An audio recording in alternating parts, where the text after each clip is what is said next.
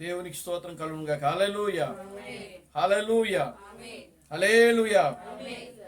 అందరూ లేచి నిలబడి దేవుని యొక్క వాక్యాన్ని మనం చదువుదాం. పరిశుద్ధ గ్రంథంలో నుండి హెబ్రీయులకు రాసిన పత్రిక 11వ అధ్యాయము 5, 6, 7 వచనాలు మనం చదువుతాం. పరిశుద్ధ గ్రంథంలో నుండి హెబ్రీయులకు రాసిన పత్రిక 11వ అధ్యాయము 5, 6, 7 వచనాలు మనం చదువుదాం. విశ్వాసమును బట్టి హనోకు మరణము చూడకుండానట్లు కొనిపోబడెను. అతడు కొనిపోబడక మునుపు దేవునికి ఇష్టుడై ఉండెనని సాక్ష్యము పొందెను. కాగా దేవుడు అతనిని కొనిపోయెను గనుక అతడు కనబడలేదు. విశ్వాసము లేకుండా దేవునికి ఇష్టుడై ఉండుట అసాధ్యము. దేవుని యొద్దకు వచ్చువాడు ఆయన ఉన్నాడనియు తన్ను వెదుకు వారికి ఫలము దయచేవాడని నమ్మవలెను గదా. చాలు. అదేవిధంగా ఆది కాండము 5వ అధ్యాయము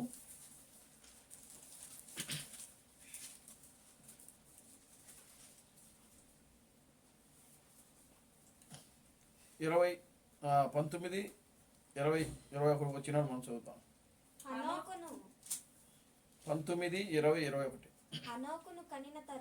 హనోకును కనిన తరువాత హేరోదు 800 ఏండ్లు బ్రతికి కుమారులను కుమార్తెలను కనెను. హేరోదు దినములన్నీ 962 ఏండ్లు. అప్పుడు అతడు మృతి పొందెను. హనోకు 65 ఏండ్లు బ్రతికి మెతూషెలను కనెను. హనోకు మెతూషెలను కనిన తరువాత 300 ఏండ్లు దేవునితో నడుచుచు కుమారులను కుమార్తెలను కనెను. హనోకు దినములన్నీ 365 ఏండ్లు. హనోకు దేవునితో నడిచిన తరువాత దేవుడు అతనిని తీసుకొని పోయాను గనుక అతడు లేకపోయాను. చాలండి, ప్రార్థన చేసుకుందాం. ఓ మమ్మలను మిక్కిలిగా ప్రేమించిన మా మంచి తండ్రి, జీవం గల దేవుడా, జీవాధిపతి, నిన్న నేడు నిరంతరము ఒకటే రీతిగా ఉన్న మా పరమ తండ్రి, నా ప్రభువైన అబ్రహాం క్రీస్తు నీ పవిత్రమైన పాదాలకు వందనాలు, స్తుతులు, స్తోత్రములు స్తోత్రములు స్తోత్రములు స్తోత్రములు ప్రభువానికి స్తుతులు స్తోత్రము చెల్లిస్తున్నాము నాయన. నిశ్చయముగా నా ప్రభువా, ఈ సాయంకాల సమయంలో మరలా నాయన మా యొక్క సహోదరి పద్మా సిస్టర్ గారి గృహంలో చేరి ఈ రీతిగా నాయన ఈ సాయంకాలపు ఆరాధన జరుగుటకు నాయన మీరు చూపిన కృపను బట్టి, ప్రేమను బట్టి, దయను బట్టి మీకు వందనాలు ప్రభువా. నిశ్చయంగా నా తండ్రి, ఇప్పటి వరకు నాయన యొక్క ఆరాధన కార్యక్రమం అంతను కూడా ఆది నుంచి అంతం వరకు క్రమంగాను మర్యాదగాను నీ నామమునకు మహిమకరంగా మీరు జరిగిస్తున్నందుకే మీకు స్తోత్రములు నాయన. పాటల ద్వారా మీరు మహిమ పొందారు ప్రభువా. సాక్ష్యముల ద్వారా నీ బిడ్డలు ఇప్పటి వరకు నీ సన్నిధిలో ప్రార్థించారు. వారి ప్రార్థనలు మీరు ఆలకించి జవాబిచ్చినందుకే మీకు స్తోత్రము చెల్లిస్తున్నాను నాయన. ప్రార్థనలు ఆలకించువాడా, సర్వ శరీరులు నీ యొద్దకు వచ్చేదరని నీ వాక్యంలో రాయబడింది ప్రభువా. నిశ్చయముగా నా తండ్రి, ఈ యొక్క నాయన సాయంకాల సమయంలో నాయన నాయన మీరే మాతో మాట్లాడమని మీ సన్నిధిలో ప్రార్థిస్తున్నాను తండ్రి. చదవబడిన వాక్య భాగమును మీరు ఆశీర్వదించండి, దీవించమని మీ సన్నిధిలో ప్రార్థిస్తున్నాను తండ్రి. ఈ వాక్య భాగములో ప్రభువా మీరు మాతో మాట్లాడమని మీ సన్నిధిలో ప్రార్థిస్తున్నాను తండ్రి. మనుష్యుడు రొట్టె వలన మాత్రమే జీవించడు కానీ దేవుని నోట నుండి వచ్చు ప్రతి మాట వలన జీవించునని నీ వాక్యంలో రాయబడింది ప్రభువా. పరిశుద్ధాత్మ దేవుడా, ప్రభువైన అబ్రహాం క్రీస్తు నీకు వందనాలు, స్తుతులు, స్తోత్రము స్తోత్రములు నాయన. నీ వాక్యము నన్ను బ్రతికించుచున్నది, నా బాధలలో అదే నాకు నెమ్మదిని కలిగించుచున్నదని నీ వాక్యంలో రాయబడింది ప్రభువా. నీ వాక్యము నా పాదములకు దీపము, నా త్రోవలకు వెలుగునై ఉన్నదని నీ వాక్యములో రాయబడింది ప్రభువా. ఈ సాయంకాల సమయంలో నాయన చదవబడిన నీ వాక్యములకు నా తండ్రి మీరే నా ప్రభువా. నీ యొక్క ఆశీర్వాదాలు, నీ స్వస్థతను నాయన ప్రభువా అదుగు నా తండ్రి నీ వాక్యమునకు జత చేసి మీరే మాతో మాట్లాడమని మీ సెలవు ప్రార్థిస్తాను. సహాయం చేయండి ప్రభు. నీ వాక్యము ద్వారా మా ఆత్మీయ జీవితాలు బలపరచండి ప్రభు. నీ వాక్యము ద్వారా నా తండ్రి మా జీవితాలు సరిచేయండి ప్రభు. నీ వాక్యము ద్వారా నాయన మాలో ఉన్న ప్రతి బలహీనతలను బయటకు పారదోలమని మీ సెలవు ప్రార్థిస్తాను. ఓ అన్ని విషయాలు నీ కృపణ దయచేయండి. సమస్త ఘనత మహిమలు మీరు తెచ్చుకోండి. జీవం కలిగిన నా ప్రభు అయిన క్రీస్తు బ్రహ్మను సర్వశక్తి కలిగిన నామలో ప్రార్థించి స్తుతించి వేడుకొనుచున్నాము. ఆమేన్. అందరూ కూర్చోండి.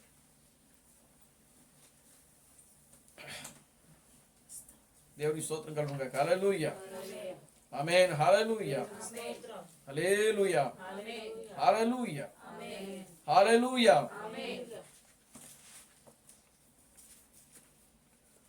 మన ప్రభువును రక్షకుడును విమోచకుడైన ప్రభు అయిన క్రీస్తు బ్రహ్మనామలో మీ అందరికీ నా వందనాలండి. అందరికీ వందనాలు. ఈ రాత్రికాల సమయంలో మరలా మన యొక్క సహోదరి పద్మశిష్టి గారి గృహంలో చేరి ఈ రీతిగా ఆయన స్తుతించుటకు, ఆయన ఘనపరచడానికి, ఆయనను మహిమపరచడానికి దేవుడు మనకు ఎంతో మంచి సమయాన్ని ఇచ్చాడు. దేవుని స్తోత్రం కలుగునుగా. హల్లెలూయా. ఎంతో మందికి లేని భాగ్యమును దేవుడు మనకు అనుగ్రహిస్తాడు.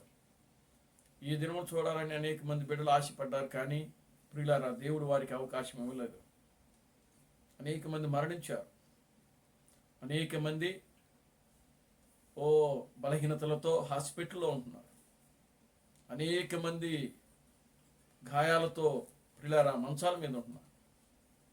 కానీ దేవుడు తన యొక్క ఉచితమైన కృపను బట్టి, ప్రేమను బట్టి, దయను బట్టి దేవుడు మనకు ఆయన స్తుతించడానికి, ఆయనను ఘనపరచడానికి, ఆయన నామమును మహిమపరచడానికి దేవుడు మనకు గొప్ప సమయాన్ని అనుగ్రహిస్తూ ఉన్నాడు.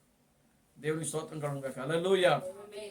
ఒక దినమంతా కూడా దేవుని సన్నిధిలో గడిపినప్పుడు అది 1000 దినాల కంటే శ్రేష్టమని దేవుని యొక్క వాక్యంలో రాయబడింది. ఒక్క దినము పరిశుద్ధ గ్రంథంలో ఏం రాయబడింది? ఒక్క దినము నీ యొక్క చెప్పండి. ఒక్క దినం ఎక్కడ గడపాలి? దేవుని స్తోత్రం కలుగుగా. హల్లెలూయా. కనుక ప్రియులారా దేవుని యొక్క సన్నిధిలో ఒక దినము గడిపితే 1000 దినాలు ఆయన సన్నిధిలో ఉన్నట్టంట. దేవుని స్తోత్రం కలుగుగా. హల్లెలూయా. కనుక మనము ఈ దినమంతా కూడా దేవుని సన్నిధిలో గడపడానికి దేవుడు మనకు సహాయం ఇచ్చాడు. మధ్యాహ్నం పొద్దున ఒక ఆరాధన, ఇప్పుడు ఒక ఆరాధన. దేవుని స్తోత్రం కలుగుగా. హల్లెలూయా. కనుక ఇది మనము కేవలము ప్రియులారా దేవుడు మనకు ఇస్తున్నటువంటి అవకాశం ఇది. దేవుని స్తోత్రం కలుగుగా. హల్లెలూయా. చూడండి, డినామినేషన్ వాళ్ళు ఉన్నారు అనుకోండి, వాళ్ళు మందిరానికి వెళ్ళి ఎప్పుడు విడిచిపెడతారా, ఎప్పుడు ఈ కోడికను విడిచిపెడతారా అని చెప్పి వాళ్ళ మైండ్ అంతా కూడా చర్చికి వచ్చిన దగ్గర నుంచి మరలా ఎప్పుడు వెళ్ళిపోదామని దాని మీదనే ఉంటుంది. దేవుని స్తోత్రం కలుగుగా. హల్లెలూయా. వాక్యం కొంతమంది ఎప్పుడు వస్తారు, కొంతమంది దేవుడి యందు భయము భక్తి కలిగిన వాళ్ళేమో ప్రారంభ ప్రార్థనకే వెళ్ళిపోతారు. అది నిజమైనటువంటి ఒక భక్తి వాడు. ఎందుకంటే ఒక నిజమైన విశ్వాసి చర్చి మందిర తాళాలు ఎప్పుడు తీస్తారని చెప్పి ఆ గుమ్మం దగ్గర కాచుకొని ఉండాలంట. దేవుని స్తోత్రం కలుగుగా. హల్లెలూయా. మీరు చూడండి, హిందువులు పూజారులు ఆ తలుపులు తీక ముందే వెళ్ళి ఆ గుడుల దగ్గర వీళ్ళు ఏం చేస్తారంటే ప్రదర్శనలు చేస్తూ ఉంటారు, చుట్టూరు తిరుగుతూ ఉంటారు. వాళ్ళు ఆ చుట్టూ ఎందుకు తిరుగుతారు అని అంటే అప్పుడు గుడి తలుపులు ఇంకా తీసుండ్రు. దేవుని స్తోత్రం చెప్పండి. హల్లెలూయా. ఈ లోపు వీళ్ళు ఏం చేస్తారు, ఆ గుడి చుట్టూరు తిరిగేవాళ్ళు తిరుగుతూ ఉంటారు, నడిచేవాళ్ళు. కొంతమంది ఏం చేస్తారు, దొల్లాడుతూ ఉంటారు. కొంతమంది అంటే వాళ్ళకి దేవుడు ఎట్లాగైతే మనసు ఇచ్చాడో ఆ మనసు వాళ్ళని ఆ విధంగా చేస్తూ ఉంటారు. ఎప్పుడైతే గుడి తలుపులు తెరుస్తారో అప్పుడు ఆ గుడిలోకి వెళ్ళి వాళ్ళు ఏం చేస్తారంటే ఆ యొక్క దేవుడిని వాళ్ళు ప్రదర్శన చేసుకొని చూసుకొని మళ్ళా తిరిగి వచ్చేయడం అనేది జరుగుతూ ఉంటుంది. ఇదంతా కూడా ప్రియులారా భక్తి. వాళ్ళు దేవుని మీద ఉన్నటువంటి భక్తితో చేసేవన్నీ కూడా. దేవునికి స్తోత్రం కలుగుగా. హల్లెలూయా. కనుక ఒక క్రైస్తవుడు కూడా ఆ విధంగానే ఉండాలా. దేవునికి స్తోత్రం కలుగుగా. హల్లెలూయా. ఒక క్రైస్తవుడు కూడా ఆ విధంగానే ఉండాలి. పాస్టర్ గారు వెళ్ళి 3 గంటలు కొడతా ఉంటారు. నా చిన్నప్పుడు తెలుగు బ్యాప్టిస్ట్ చర్చి కదా, దానికి పెద్ద గంట ఉంటుంది. ఆ పాస్టర్ 3 గంటలు కొడతాడు. దేవునికి స్తోత్రం కలుగుగా. హల్లెలూయా. చూడండి, ఆ 3 గంటలు అందరూ కూడా రారు. ఎవరైతే భక్తి ఉన్నవాళ్ళు, దేవుడు అంటే భయము, భక్తి ఉన్నవాళ్ళు, వినయము, విధేయత ఉన్నవాళ్ళు మాత్రమే. 10 మంది, 15 మంది, 20 మంది ఉంటారు.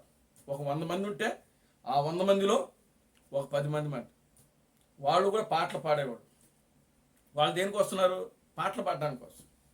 కొంతమంది వాయిద్యాలు వాయించడం కోసం. దేవుని స్తోత్రం కలుగుగా. హల్లెలూయా. చూడండి ప్రియులారా, ఆ విధంగా ఉంటుందన్నమాట. భక్తి అనేది నిజంగా ప్రియులారా, ఆ గుడి తలుపులు తెరవకు మునిపే నీ వెళ్ళి ఆ గుమ్మం దగ్గర కూర్చొని ఎప్పుడు గుడి తలుపులు తెరుస్తారా అని చెప్పి దానికోసం నువ్వేం చేయాలంటే ఎదురు చూడాలని. అది క్రీస్తు థామస్ చెప్పిన విధానం. అది దేవునికి స్తోత్రం కలుగుగా. హల్లెలూయా. ఎప్పుడు అందుకే దావీదు కూడా అదే మాట చెప్పాడు. ఎప్పుడు నేను జనులు నాతో వచ్చి దేవుని మందిరముకు వెళుదమని జనులు నాతో చెప్పినప్పుడు నేను సంతోషించి తిన అంటాడు ఆయన. దేవుని స్తోత్రం కలుగుగా. హల్లెలూయా. నీ మందిరములో 1 దినము గడుపుట 1000 దినముల కంటే శ్రేష్టమని చెప్పి రాస్తాడు భక్తుడు.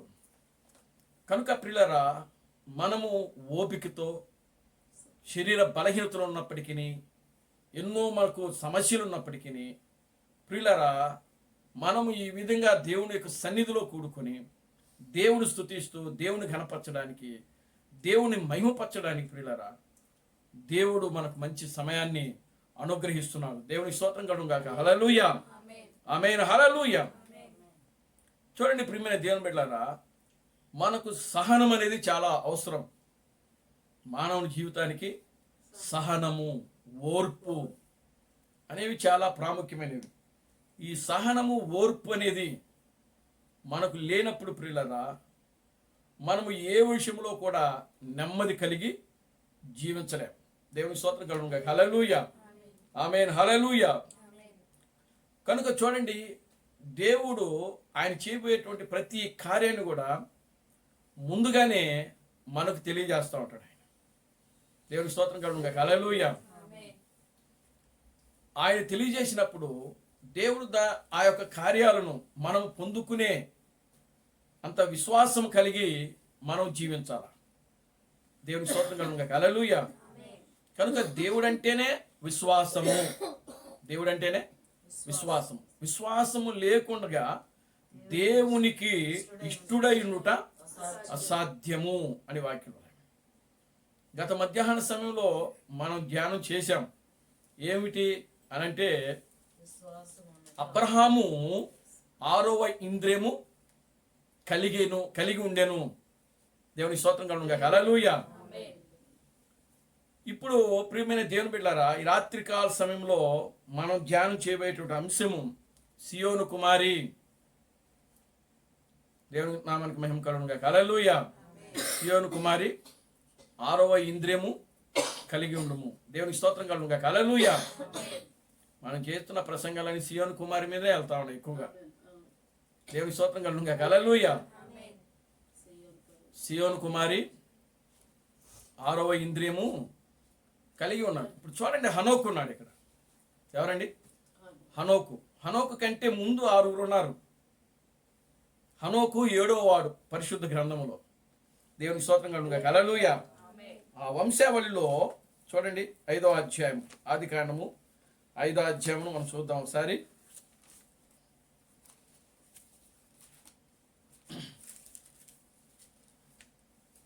ఆదికాండము 5వ అధ్యాయంకి మనం వస్తే అక్కడ వంశావళి మనకు కనబడతా ఉంటది. మొదటి నుంచి ఆదాము వంశావళి గ్రంథము ఇదే. దేవుడు ఆదామును సృజించిన దినమున దేవుని పోలికగా అతనిని చేసెను. మగవానిగాను ఆడుదానిగాను వారిని సృజించెను. వారు సృజింపబడిన దినమున వారిని ఆశీర్వదించి వారికి నరులని పేరు పెట్టెను. చదవండి. ఆదాము 130 ఏండ్లు బ్రతికి తన పోలికగా తన స్వరూపమందు కుమారుని కని అతనికి షేతు అని పేరు పెట్టెను. ఆగండి, ఇక్కడ దేవుని స్తోత్రం కలుగుగా. హల్లెలూయా. చూడండి, మొట్టమొదటి వ్యక్తి ఎవరంట? ఆదాము. లిస్ట్ లో మొట్టమొదటిగా దేవుడు తీసుకున్న వ్యక్తిని ఎవరంటే ఆదాము. ఆదాము ఎన్నేళ్ళు బతికాడంట? 130 ఏండ్లు బ్రతికి దేవుని పోలికగా. ఆదాము ఏ పోలికలో ఉన్నాడంట? దేవుని పోలికగా ఉన్నాడంట. దేవుని స్తోత్రం కలుగుగా. హల్లెలూయా. కనుక ఆదాము మగవానిగాను ఆడుదానిగాను వారిని సృజించాను. వారు దేవుని పోలికలో ఉన్నారంట. దేవుడు వారిని ఆశీర్వదించారంట. దేవుడు వారికి నరులని పేరు పెట్టాడంట. దేవుని స్తోత్రం కలుగుగా. హల్లెలూయా. ఇప్పుడు చూడండి, ఆదాము ఎవరి పోలికలో ఉన్నాడు? దేవుని పోలికలో ఉన్నాడు. ఇప్పుడు షేతు ఎవరి పోలికలో ఉన్నాడు? ఆదాము పోలికలో ఉన్నాడు. దేవుని స్తోత్రం కలుగుగా. హల్లెలూయా. చూడండి, అది మనం క్లియర్ గా ఒకసారి చూద్దాం. అక్కడ ఆదాము 130 ఏండ్లు బ్రతికి తన పోలికగా తన స్వరూపమందు కుమారుని కని అతనికి షేతు అని పేరు పెట్టాను. ఇప్పుడు ఆదాము దేవుని పోలికలో ఉన్నాడు, షేతు ఆదాము పోలికలో ఉన్నాడు. అర్థమవుతుందా? దేవుని స్తోత్రం కలుగుగా. హల్లెలూయా. ఆమేన్. హల్లెలూయా. ఇప్పుడు ఆదాము ఒక కుమారుడు, షేతు ఒక కుమారుడు. మధ్యలో ఇద్దరున్నారు. ఆదాముకి ఈ షేతుకి మధ్యలో ఇంక ఇద్దరున్నారు. ఎవరు వాళ్ళిద్దరు? ఆదాముకి షేతుకి మధ్యలో ఇంక ఇద్దరున్నారు.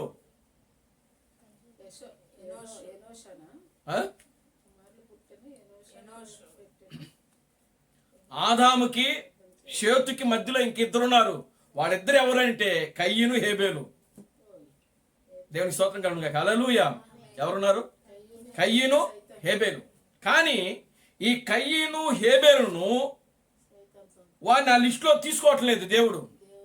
దేవుని స్తోత్రం కలుగుగా. హల్లెలూయా. ఎందుకు తీసుకోలేదంటే కయ్యను సర్ప సంతానము, సర్పం వల్ల పుట్టినవాడు. హేబేలు దేవుని పోలికలో పుట్టాడు. కానీ ఈ యొక్క కయ్యను తన తమ్ముడిని హేబేలును చంపడం వల్ల, అతను చనిపోవడం వల్ల వాళ్ళిద్దరిని కూడా అక్కడ దేవుడు లిస్టులో తీసుకోలేదు. దేవుని స్తోత్రం కలుగుగా. హల్లెలూయా. హేబేలు మరణించడం వల్ల హేబేలు దేవుడు ఆ యొక్క క్రమంలో తీసుకోలేదు. దేవుని స్తోత్రం కలుగుగా. హల్లెలూయా. మరి కయ్యను ఎందుకు తీసుకోలేదు? కయ్యను సర్పమునకు పుట్టినోడు కాబట్టి కయ్యను కూడా దేవుడు ఆ లిస్టులో, ఆ యొక్క కుమారుల యొక్క లిస్టులో కయ్యను కూడా తీసుకోలేదు. దేవుని స్తోత్రం కలుగుగా. హల్లెలూయా. కనుక ఆదాము కుమారుడు అని అంటే దేవుడు ఎక్కడి నుంచి తీసుకున్నాడు అని అంటే షేతు. ఆమేన్. హల్లెలూయా. ఎక్కడి నుంచి తీసుకున్నాడు? షేతు. షేతు రెండో వ్యక్తి. మొదటి వ్యక్తి ఆదాము, రెండో వ్యక్తి షేతు. 4వ వచనం చదవండి.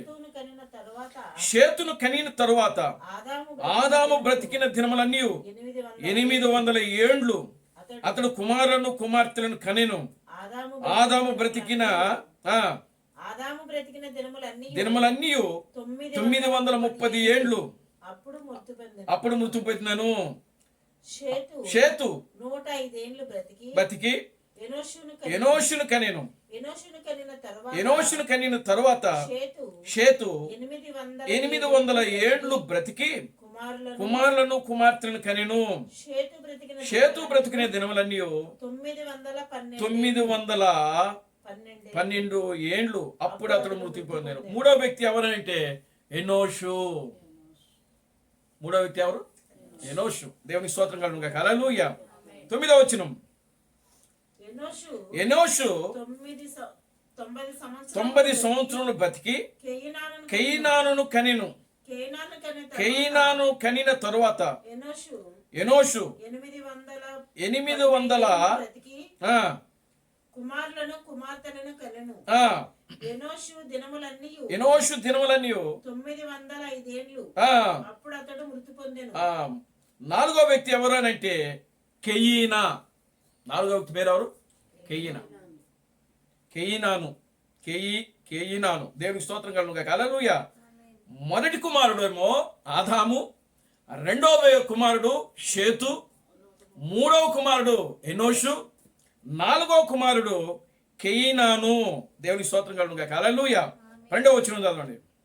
కేయినాను ఆ, 70 ఏండ్లు బ్రతికి 70 ఏళ్ళు బ్రతికి మహలాలేలును కనెను. మహలాలేలును కనెను. మహలాలేలును కనిన తరువాత ఆ, కేయినాను కేయినాను 840 ఏండ్లు బ్రతికి ఆ, కుమారులను కుమార్తెలను కనెను. కనెను. కేయినాను దినములన్నీ ఆ, 910 ఏండ్లు. ఆ, అప్పుడు అతడు మృతి పొందెను. దేవుని స్తోత్రం కలుగును గాక. హల్లెలూయా. 5వ వ్యక్తి ఎవరు అని అంటే మహలాలేలు. మహలాలేలు 5వ వ్యక్తి ఎవరు? మహలాలేలు. దేవుని స్తోత్రం కలుగును గాక. హల్లెలూయా. 15వ వచనం. మహలాలేలు 65 ఏండ్లు బ్రతికి ఆ, ఏరోదును కనెను. ఎరోదును కనెను. ఏరోదును కనిన తర్వాత చాలండి. చూడండి, 6వ వ్యక్తి ఎవరు అని అంటే ఏమని? మహలాలేలు. 6వ వ్యక్తి మహలాలేలు కాదు. ఏరోదు. 5వ వ్యక్తి మహలాలేలు. 6వ వ్యక్తి ఏరోదు. ఏరోదు. హేరోదు కాదు, ఏరోదు. హేరోదు వేరు, ఏరోదు వేరు. దేవుని స్తోత్రం కలుగును గాక. హల్లెలూయా. ఈయన ఎవరంటే ఏరోదు. ఆమేన్. హల్లెలూయా. 18వ వచనం. ఏరోదు 160 ఏండ్లు బ్రతికి హనోకును కనెను. హనోకును కనిన తర్వాత ఆ, ఏరోదు ఏరోదు 800 ఏండ్లు బ్రతికి బ్రతికి కుమారులను కుమార్తెలను కనెను. కుమారులను కుమార్తెలను కనెను. కనెను. చాలండి. దేవునికి స్తోత్రం కలుగును గాక. హల్లెలూయా. ఇప్పుడు ఈ ఏరోదే హనోకును కన్నాడు. హనోకు ఎన్నో వ్యక్తి అని అంటే 7వ వ్యక్తి. మొదటి వ్యక్తి ఆదాము, రెండవ వ్యక్తి షేతు, మూడవ వ్యక్తి ఎనోషు, నాలుగవ వ్యక్తి కేయినాను, 5వ వ్యక్తి మహలాలేలు, 6వ వ్యక్తి ఏరోదు, 7వ వ్యక్తి హనోకు. దేవుని స్తోత్రం కలుగును గాక. హల్లెలూయా. కనుక వంశావళిలో ఈ హనోక్ అనేటువంటి వ్యక్తి 7వ వాడు. చూడండి, ఈయనకు ముందున్న 6 వ్యక్తులు కూడా మృతి పొందేను అని రాయబడింది. మీరు చదివేటప్పుడు అర్థం చేసుకున్నారా? ఆదాము ఇన్ని సంవత్సరాలు బ్రతికి మృతి పొందేను. ఏమండి? షేతు ఇన్ని సంవత్సరాలు బ్రతికి మృతి పొందేను. దేవునికి స్తోత్రం కలుగును గాక. హల్లెలూయా. చూడండి, తర్వాత ఎవరు? షేతు తర్వాత ఎవరు? ఎనోషు ఇన్ని సంవత్సరంలో బ్రతికి కుమారులు కుమార్తెలు కని అతడు మృతి పొందెను. కేయినాను అతను ఇదిగో ఇన్ని సంవత్సరాలు బ్రతికి కుమారులు కుమార్తెలను కనిన తర్వాత అతడు మృతి పొందెను. మహలాలేలు ఇన్ని సంవత్సరంలో బ్రతికి కుమారులు కుమార్తెలు కని అతడు మృతి పొందెను. హేరోదు ఇన్ని సంవత్సరంలో బ్రతికి కుమారులు కుమార్తెలు కని అతను మృతి పొందెను. కానీ హెనోకు మృతి పొందినట్లు ఇక్కడ లేదు. దేవుని స్తోత్రం కలుగును గాక. హల్లెలూయా. హెనోకు మెతుషెలను కన్నాడు. తర్వాత చదవండి. హనోకు 65 ఏళ్ళు బ్రతికి మెతుషెలను కనెను. హనోకు మెతుషెలను కనిన తరువాత 300 ఏండ్లు దేవునితో నడుచుచు కుమారులను కుమార్తెలను కనెను. హనోకు దినములన్నీ 365 ఏండ్లు హనోకు దేవునితో నడిచిన తరువాత దేవుడు అతనిని తీసుకొని పోయెను. కనుక అతడు లేకపోయెను. ఇదండి మరణము లేదు. హనోకుకి మరణము లేదు. దేవుని స్తోత్రం కలుగును. హల్లెలూయా. తనకు ముందున్న వాళ్ళందరూ కూడా, తన తండ్రి చనిపోయాడు, తన తాత చనిపోయాడు, తన ముత్తాతలు అందరూ కూడా మరణాన్ని రుచి చూచారు. దేవుని స్తోత్రం కలుగును. హల్లెలూయా. కానీ హనోకు కాలముకు వచ్చేటప్పటికి హనోకు మరణము లేకుండగా ఎత్తబడినట్లు దేవుని యొక్క వాక్యములో మనం చూడగలుగుతున్నాం.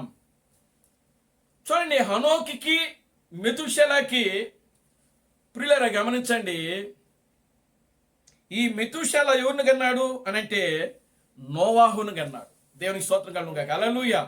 మెతుషెల ఎవరిని కన్నాడు? నోవాహు. కనుక ఇప్పుడు చూడండి, ఏమండి,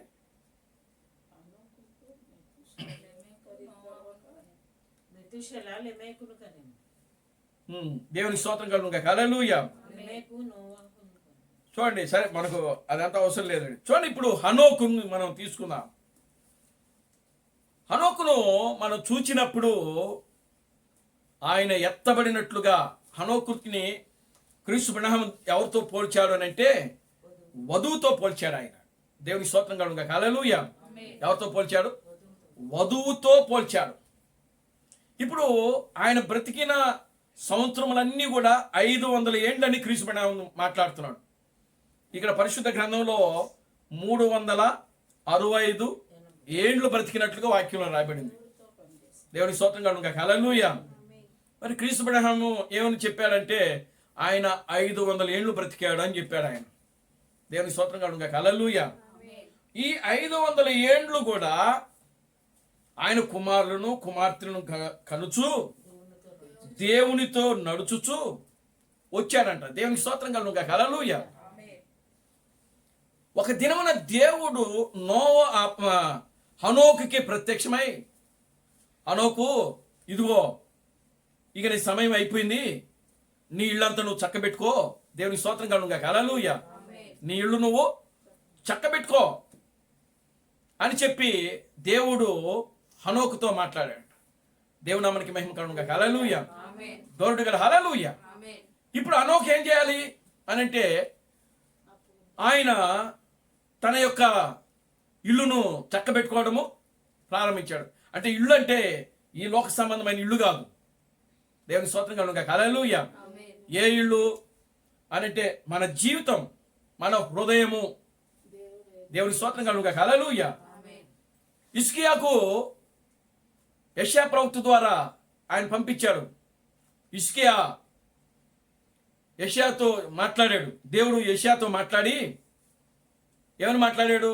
ఇదిగో ఆ యొక్క హిజ్కియాకు ఒక మరణకరమైన రోగం రాబోతుంది, అతను మరణించబోతున్నాడు, కనుక నీ వెళ్ళి అతని ఇల్లుని చక్కబెట్టుకోమని చెప్పు అని చెప్పి ప్రవక్తతో దేవుడు మాట్లాడితే ఆ ప్రవక్త వెళ్ళి హిజ్కియాకు తెలియజేస్తాడనమాట. దేవుని స్తోత్రం కలుగును గాక. హల్లెలూయా. అప్పుడు ప్రవక్త వచ్చి చెప్పాడు, హిజ్కియా, ఇదిగో నీకు మరణకరమైన రోగం రాబోతుందంట, నువ్వు మరణించబోతున్నావంట, గనుక నీ ఇల్లు నువ్వు చక్కబెట్టుకోమని ఆ ప్రవక్త చెప్పినప్పుడు అప్పుడు వెంటనే హిజ్కియా రాజు. ఆయన హిజ్కియా ఎవరు? ఒక రాజు. ఆయన సింహాసనము దిగి గోనెపట్ట కట్టుకొని బూడిద పోసుకొని యెరూషలేము గోడల వైపు తిరిగి అప్పుడు ఆయన ప్రార్థన చేయడం ప్రారంభించాడు. ఆ ప్రార్థనలో ఆయన ఏమంటున్నాడు? ప్రభువా, నీ దృష్టికి నేను ఏమైనా తప్పిదములు చేస్తుంటే దయతో నన్ను క్షమించు. అది ఇల్లు చక్కబెట్టుకోవటం అంటే. దేవుని స్తోత్రం కలుగును గాక. హల్లెలూయా. ఇప్పుడు చూడండి, హనోకు కూడా దేవుడు మాట్లాడుతూ ఉన్నాడు. ఆల్రెడీ హనోకు ఎత్తబడే సమయము హనోకుకి అర్థమైందట. ఎలా అర్థమైంది? ఆ వంశావళిలో ఇతను 7వ వాడు. దేవునికి స్తోత్రం చెప్పండి. హల్లెలూయా. ఆ వంశావళిలో ఇతను 7వ వాడు కాబట్టి ఆ లెక్క ఎప్పుడైతే హనోకు తెలుసుకున్నాడో, అర్థమవుతుందండి, ఆ లెక్క ఎప్పుడైతే హనోకు తెలుసుకున్నాడో, అది ఎప్పుడైతే హనోకుకి అర్థమైందో, నేను 7వ వ్యక్తిని, కనుక 7వ వ్యక్తికి మరణం లేదు, 7వ వ్యక్తి సజీవముగా ఎత్తబడాలి అని చెప్పి అతనికి అర్థమైంది. దేవునికి స్తోత్రం కలుగుగాక. హల్లెలూయా. ఏ విధంగా అర్థమైంది? ఎట్లా ఆయన తెలుసుకోగలిగాడు? దేనిని బట్టి తెలుసుకున్నాడు హనోకు? దేవునికి స్తోత్రం కలుగుగాక. హల్లెలూయా. ఆమేన్. హల్లెలూయా. దేన్ని బట్టి అని అంటే విశ్వాసమును బట్టి. Glory to God. హల్లెలూయా. దేన్ని బట్టి అండి? విశ్వాసమును బట్టి. అదే మనం చదివే హెబ్రీయులకు రాసిన పత్రిక 11వ అధ్యాయం 5వ వచనంలో మనం చదివింది అదే. చదవండి మళ్ళా ఒకసారి. విశ్వాసము లేకుండా విశ్వాసమును బట్టి హనోకు మరణము చూడకుండానట్లు కొనుపోబడెను. అది దేని బట్టి? విశ్వాసమును బట్టి. హనోకుకి ఒక ప్రత్యక్షత కలిగిందంట. దేవునికి స్తోత్రం కలుగుగాక. హల్లెలూయా. హనోకుకి ఒక ప్రత్యక్షత వచ్చింది. హనోకుకి ప్రత్యక్షత ఎలా వచ్చింది అని అంటే విశ్వాసమును బట్టి. Glory to God. హల్లెలూయా. ఏ విధంగా విశ్వాసమును బట్టి? తన ముందున్నటువంటి వరుస క్రమాన్ని తెలుసుకున్నాడు. దేవునికి స్తోత్రం కలుగుగాక. హల్లెలూయా. తన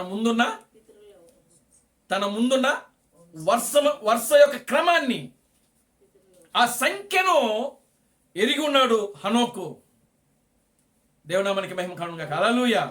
ఎప్పుడైతే ఆ క్రమం యొక్క సంఖ్యను అతను ఎరిగి ఉన్నాడో, తెలుసుకున్నాడో, ఆ ప్రత్యక్షత, ఆ బయలుపాటు, ఆ ప్రసన్నత, ఆ తేజస్సు, ఆ మహిమ, ఆ శక్తి సామర్థ్యము ప్రియులారా హనోకుకి ఎప్పుడైతే వచ్చిందో వెంటనే హనోకు ఏమయ్యాడంటే రియాక్ట్ అయ్యాడు.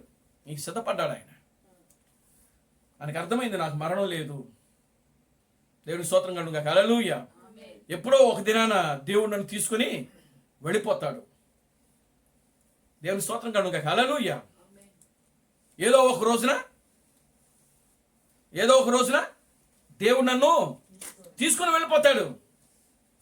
దేవుని స్తోత్రం కలుగుగాక. హల్లెలూయా అని చెప్పి ప్రియులారా వెంటనే బాధ్యతలన్నీ కూడా ఏం చేసినాడంటే ఎవరికి అప్పగించాడు?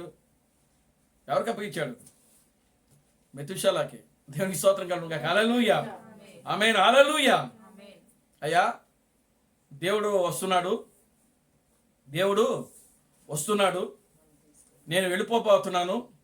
నా గురించి మీరు వెతకబాకండి. నేను కనబడకపోవటం వల్ల మీరు ఒకవేళ వెతుకుతారేమో. దేవుని స్తోత్రం కలుగుగాక. హల్లెలూయా అని చెప్పి మెతుషెలాకి తన కుమారులందరికీ చెప్పేశాడు ఆయన. దేవుని నామానికి మహిమ కలుగుగాక. హల్లెలూయా. ఒకవేళ నేను కనబడకుండా పోతే మీరు గుర్తించాల్సింది ఏంటో తెలుసా? దేవుడు నన్ను తీసుకుని వెళ్ళిపోయాడని మీరు తెలుసుకోవాలా. దేవుని స్తోత్రం కలుగుగాక. హల్లెలూయా. దేవుడు నన్ను తీసుకుని వెళ్ళిపోయాడని మీరు తెలుసుకోవాలి. దేవుని స్తోత్రం కలుగుగాక. హల్లెలూయా. నా శరీరం గురించి మీరు ఎక్కడే వెతకొద్దు. ఎందుకో తెలుసా? నా శరీరము భూమి మీద విడిచిపెట్టబడదు. Glory to God. హల్లెలూయా. మోషే శరీరము ఆయన మరణించాడు. అది ఒక పిస్కా కొండ లోయలో మోషే శరీరము సమాధి చేయబడింది. మోషే శరీరాన్ని సమాధి చేసిన వాళ్ళు గబ్రియేలు, మిఖాయేలు. దేవుని నామానికి మహిమ కలుగుగాక. హల్లెలూయా. ఇప్పుడు నా శరీరం గురించి మీరు ఎతకాల్సిన అవసరము లేదు. దేవునికి స్తోత్రం కలుగుగాక. హల్లెలూయా. యేసు సమాధిని వెళ్ళి ఆయన శరీరాన్ని ఎదికారు కదా. యేసు సమాధి దగ్గరికి వెళ్ళి ఎవరు శరీరాన్ని ఎదికారు? యేసు యొక్క శరీరాన్ని ఎతికారు. ఎవరు? మరియా, మగ్దలేని మరియా, వేరొక మరియా, ఆ సూసన్న అనే ఒక అమ్మాయి, ముగ్గురు ఆడవాళ్ళు వెళ్ళి సుగంధ ద్రవ్యాలు పట్టుకుని వెళ్ళారు. ఎందుకని? యేసు శరీరం ఇంకా సమాధిలోనే ఉంది. ఒకవేళ ఆయన శరీరం ఇంకా కుళ్ళిపోయే వాసన వచ్చుద్దేమో, ఈ సుగంధ ద్రవ్యాలు మరలా ఆయన శరీరానికి పూద్దాము అని వెళ్ళారు. అసలు వాళ్ళు ఏం పట్టుకెళ్ళారు? సుగంధ ద్రవ్యాలు. దేవుని స్తోత్రం కలుగుగా. హల్లెలూయా. అసలు అసలు నేను సమాధిలో ఉండను, నా శరీరం ఉండదని చెప్పాడు ఆయన ముందుగానే. మరి వీళ్ళట్టు వెళ్ళారు అంటే ఆయన లైఫ్ స్టైల్ వీళ్ళకి నమ్మకాలు లేవు. దేవుని స్తోత్రం కలుగుగా. హల్లెలూయా. ఆడవాళ్ళు నమ్మరు, తొందరగా ఏది నమ్మరు. దేవుని స్తోత్రం కలుగుగా. హల్లెలూయా. చూడండి, ఆ మగ్దలేని మరియా అక్కడ అంటుంది యేసుతో, ఏమంటుంది? ఆయన తోటమాలిగా ఆమెతో మాట్లాడుతున్నాడు. వేరొక శరీరంలో వేరొక రూపంలో ఆమెతో మాట్లాడుతున్నాడు. మరియా, ఎందుకు ఏడ్చుచున్నావు? ఎవరిని ఎదుగుతున్నావు అని అడిగాడు. అప్పుడు ఆ మరియా అంటుంది, నా ప్రభువుని ఎవరో ఎత్తుకొని వెళ్ళిపోయారు, ఆయన శరీరం కనబడట్లేదు. అని ఆ ప్రభువుని ఎవరో ఎత్తుకొని వెళ్ళిపోయారంటే ఆమె దేని గురించి అడుగుతుంది అక్కడ? దేని గురించి? శరీరం గురించి. అవునా? దేవునికి స్తోత్రం కలుగుగా. హల్లెలూయా. అంటే ఈ మగ్దలేని మరియకు నిజంగా జ్ఞానము బుద్ధి ఉంటే నా ప్రభువుని ఎవరో ఎత్తుకెళ్ళిపోయారని చెప్పి అడుగుద్దా? ముందే చెప్పాడు, నన్ను మీరు ఎతకద్దు. అసలు ప్రభు చెప్పాడు అక్కడ, నన్ను మీరు వెతకొద్దు, నేను సమాధిలో ఉండను, నేను తిరిగి ఖచ్చితంగా లేస్తాను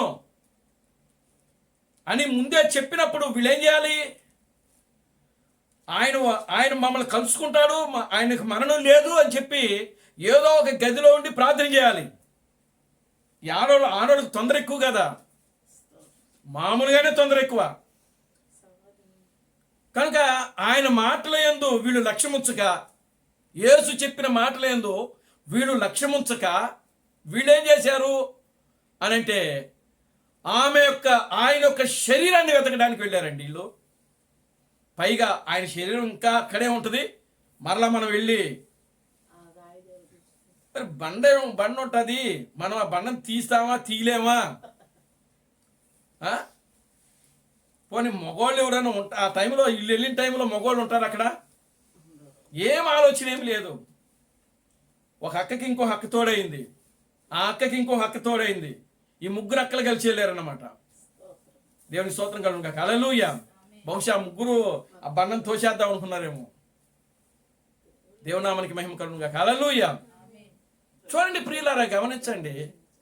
అవిశ్వాసముతో, అపనమ్మికతో ఆ మగ్దలేని మరియ కానీ, వేరొక మరియ కానీ, ఆ సూసన్న అనేటువంటి అమ్మాయి కానీ, వీళ్ళు ఎవరైనా కావచ్చు, పూర్తిగా ప్రభు మాటల మీద వీళ్ళకి ఏమాత్రము లక్ష్యం ఉంచనే ఉంచరా.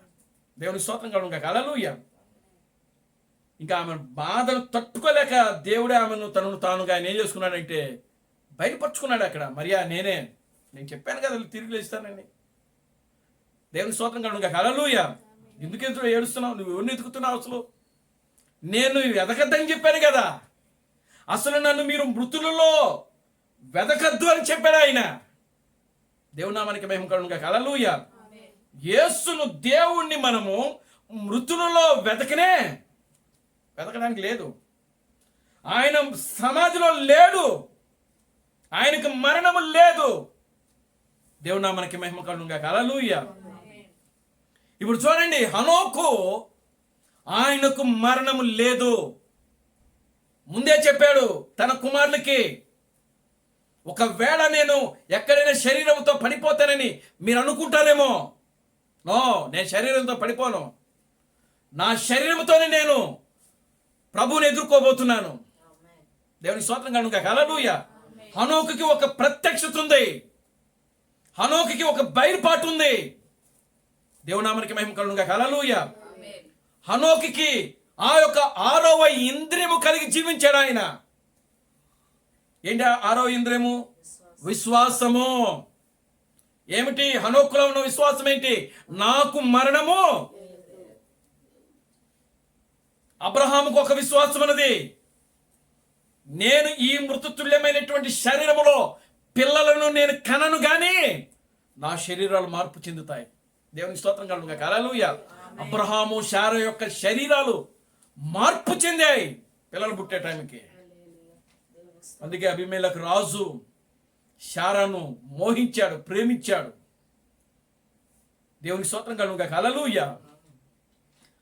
హనోకు యొక్క శరీరము ప్రియులారా, ఆయన యొక్క శరీరము విశ్వాసము ద్వారా దేవుని స్తోత్రం కలుగుగా. హల్లెలూయా. ఏమైపోయింది అని అంటే మార్చబడింది. ఏ వయసులోకి వచ్చేసింది? 25 సంవత్సరముల వయసు కలిగిన పిల్లలాగా మారిపోయాడు ఆయన. దేవుని స్తోత్రం కలుగుగా. హల్లెలూయా. ఆమేన్. హల్లెలూయా. మీరు రేపు ఎత్తబడ్డ మీకు వయసు ఇప్పుడు ఎంతైనా ఉండని, మీకు ఎంతైనా ఉండని, నిజంగా ఆ ఎత్తబడే సమయానికి, సజీవంగా ఎత్తబడే సమయానికి మీరు కానీ ఉంటే మీరు ఏ వయసులోకి వచ్చేస్తారో తెలుసా? స్త్రీలైతే అప్పటికి ఒకవేళ నిజంగా అప్పటికి మీరు ఒక 80 లేకపోతే ఒక 90 సంవత్సరాల వయసులో ఉన్నారనుకోండి, మీ శరీరాలు అప్పటికి ఎంత మారిపోతాయి? శారా యొక్క శరీరము ఎంత వయసులోకి మారిపోయింది? 15 సంవత్సరాల వయసులోకి మారిపోయింది. దేవుని స్తోత్రం కలుగుగా. హల్లెలూయా. ఆమేన్. హల్లెలూయా.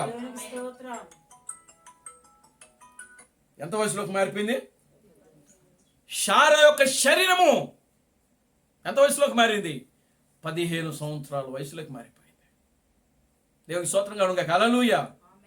అబ్రహాము వయసు ఎంతలోకి మారింది? 25 సంవత్సరాలకి. దేవుని స్తోత్రం కలుగుగా. హల్లెలూయా. కనుక ప్రియమైన దేవుని బిడ్డలారా, మీ వయసు ఒకవేళ ఎత్తబడే సమయానికి ఆసన్నమైనప్పుడు మీ వయసు ఏ 80, 90 లేదా 100 ఉంటే, ఆ 100 సంవత్సరాలు అంటే మీరు అది ఏ దశ? వృద్ధాప్య దశ. అంటే మీ శరీరాలు ఎలా ఉంటాయి? ఎలా ఉంటాయి? మీ శరీరాలు ముడతలు పడిపో ఉంటాయి. మీరు ఎలా నడుస్తారు? కర్ర పట్టుకుని వంగి నడుస్తారు, ఒక తాతలాగా. దేవుని స్తోత్రం కలుగుగా. హల్లెలూయా. క్రీస్తు బెనహాన్ చెప్తున్నాడు శారా గురించి, ఒక అమ్మమ్మని ప్రేమించాడంటే అబీమెలెకు రాజు. దేవుని స్తోత్రం కలుగుగా. హల్లెలూయా. శారాని ఆయన వర్ణిస్తూ అబీమెలెకు రాజు ఎవరిని ప్రేమించాడంట? ఒక అమ్మమ్మని. దేవుని స్తోత్రం కలుగుగా. హల్లెలూయా. అమ్మకమ్మ, అమ్మమ్మ అంటే రెండు తరాలు. దేవుని స్తోత్రం కలుగుగా. హల్లెలూయా. మరి ఒక అమ్మమ్మని ప్రేమించాడు అబీమెలెకు రాజు.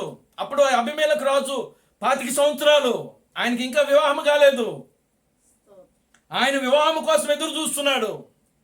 అప్పుడు శారా ఆయన కంటిలో పడింది. మీరు నమ్మండి, వాక్యం ఇది. దేవుని స్తోత్రం కలుగుగా. హల్లెలూయా. నేను విశ్వాసంతోనే చెప్తున్నాను ఇవన్నీ. మీరు నిజంగా నమ్మితే ప్రియమైన దేవుని బిడ్డలారా, మన శరీరాలు దేవుడు మారుస్తాడు. మనం దానికోసం ఎదురు చూడాలా. అదే విశ్వాసం అంటే. దేవుని స్తోత్రం కలుగుగా. హల్లెలూయా. చూడండి ప్రియమైన దేవుని బిడ్డలారా, దేవుడు ఒక సియోను కుమారిని ఆయన ఊరికినే విడిచిపెట్టలేదు. ఇక్కడ ఆయన ఊరికినే తన వధువుని ఆయన విడిచిపెట్టట్లేదు. దేవుని స్తోత్రం కలుగుగా. హల్లెలూయా. గతములో జరిగింది అది చరిత్రలో రాయబడింది. అర్థమవుతుందా మీకు? గతములో జరిగినాయి, అది చరిత్రలో రాయబడింది. ఈరోజు దేవుడు మరలా చరిత్రను పునరావృతం చేయబోతున్నాడు ఆయన. దేవుని స్తోత్రం కలుగుగా. హల్లెలూయా. ఈ 7,000 సంవత్సరములో మనం ఎక్కడున్నాం? 7,000 సంవత్సరంలో ఉన్నాం. 6,000 సంవత్సరాలు గడిచిపోయాయి. 7,000 సంవత్సరంలో ఉన్నాం. అంటే 7వ దేవుని కుమారుని యొక్క స్థానంలో మనం ఉన్నాం. అక్కడ హనోకు ఏ స్థానంలో అయితే ఉన్నాడో, హనోకు ఏ స్థానంలో ఉన్నాడు? 7వ దేవుని కుమారుడుగా ఉన్నాడు ఆయన. ఆయనకు ముందున్న వాళ్ళంతా కూడా మరణించారు. ప్రియమైన దేవుని బిడ్డలారా, మనము 7వ దినములో ఉన్నాం. 7వ దేవుని కుమారుని యొక్క స్థానములో దేవుడు సియోను కుమారుని తీసుకొని వచ్చాడు ఈ రోజున. దేవుని స్తోత్రం కలుగుగా. హల్లెలూయా. ఆ సియోను కుమారికి దేవుడు చెప్తున్నాడు ఏమిటంటే, నీకు మరణము లేదు. మీకు 100 సంవత్సరాలు రానింది. దేవుని స్తోత్రం కలుగుగా. హల్లెలూయా. గత మధ్యాహ్న సమయంలో చెప్పాను నేను, మోషే 120 సంవత్సరాలు బ్రతికినా ఆయన ఎలా ఉన్నాడంట? ఎలా ఉన్నాడు? ఆయన శరీరం ఎక్కడ కూడా ముడత పడలేదంట. మంచి 120 సంవత్సరాల వయసు కలిగిన ఆ యొక్క మోషే, ఆయన బలము తగ్గిపోలేదు, కంటి చూపు తగ్గలేదంట. ఈరోజు నేను కళ్ళజోడు పెట్టుకున్నా, దేవుని స్తోత్రం కలుగుగా. హల్లెలూయా. నేను కళ్ళజోడు పెట్టుకోవచ్చు. క్రీస్తు ప్రణాళిక చెప్తున్నాడు, నా కళ్ళు కనబడటం లేదు, నా కళ్ళు సరిగ్గా కనబడటం లేదు, అయినా సరే నేను కళ్ళజోడు పెట్టుకొని అన్నాడు ఆయన. దేవుని స్తోత్రం కలుగుగా. హల్లెలూయా. అయినా నేను మరి ఎట్లా చెప్పాడు ఆయన? ఒక ప్రసంగం నేను చదువుతా ఉంటే దాంట్లో వచ్చింది ఇది. ఆయన ఏదో ఒక ప్రసంగం చదువుతూ కళ్ళు సరిగ్గా కనబడట్లేదంట. ఆయన బైబిల్ చదువుతూ ఏంటి నా కళ్ళు సరిగ్గా కనబడట్లేదని చెప్పి డాక్టర్ దగ్గరికి వెళ్ళి చెకప్ చేయించుకుంటే, శ్రీ బ్రహ్మం, నీ వయసు ఇంత వచ్చింది కాబట్టి ఇది నీ వయసును బట్టి నీకు ఇదిగో నీ కళ్ళు కొంచెం మసకబారినాయి, మీరు ఖచ్చితంగా ఏం వాడాలి? కళ్ళజోడు వాడాలి అని చెప్పారంట. దేవునికి స్తోత్రం కలుగుగా. హల్లెలూయా. కనుక ఆయన రాయిపుచ్చుకున్నాడు, కానీ ఆయన తీసుకొని పెట్టుకోలేదు దాన్ని. ఆయన కళ్ళజోడు పెట్టుకోవడం అంటే ఇష్టం లేదంట ఆయనకి. దేవునికి స్తోత్రం కలుగుగా. హల్లెలూయా. క్రీస్తు బ్రహ్మంకు కళ్ళజోడు పెట్టుకోవడం ఇష్టం లేక వదిలేశాడు. మరి ఎలా చదివాడు? ఎలా బైబిల్ చదవగలిగాడు ఆయన? ఆయన ఎన్ని సంవత్సరాలు బతికాడు? ఆయన 55 సంవత్సరాలు బతికాడు క్రీస్తు బ్రహ్మ. ఎన్ని సంవత్సరాలు? 56లో చనిపోయాడు. దేవుని నామానికి మహిమ కలుగుగా. హల్లెలూయా. చూడండి ప్రియులారా, గమనించండి, ఆ వయసులో ఆయన కళ్ళజోడు పెట్టుకోకుండా పరిశుద్ధ గ్రంథాన్ని చదవగలిగాడు, ఎన్నో పుస్తకాలు రాయగలిగాడు ఆయన. దేవుని నామానికి మహిమ కలుగుగా. హల్లెలూయా. కారణం విశ్వాసమును బట్టి. దేవుని నామానికి మహిమ కలుగుగా. హల్లెలూయా. చూడండి, విశ్వాసమును బట్టి ఆయన చదవగలిగాడు వాక్యాన్ని. ఆయన మామూలుగా చదువు లేదు అయినా, కానీ ధారాళంగా చదవగలిగాడు. దేవుని నామానికి మహిమ కలుగుగా. హల్లెలూయా. చూడండి ప్రియులారా, ఓ సియోను కుమారి, నీవు 6వ ఇంద్రియము కలిగి జీవించాలి. నువ్వు గ్లోరీ టు గాడ్. హల్లెలూయా. నీ యొక్క 6వ ఇంద్రియమే నిన్ను ఎత్తబాటులోకి తీసుకుని వెళుతుంది.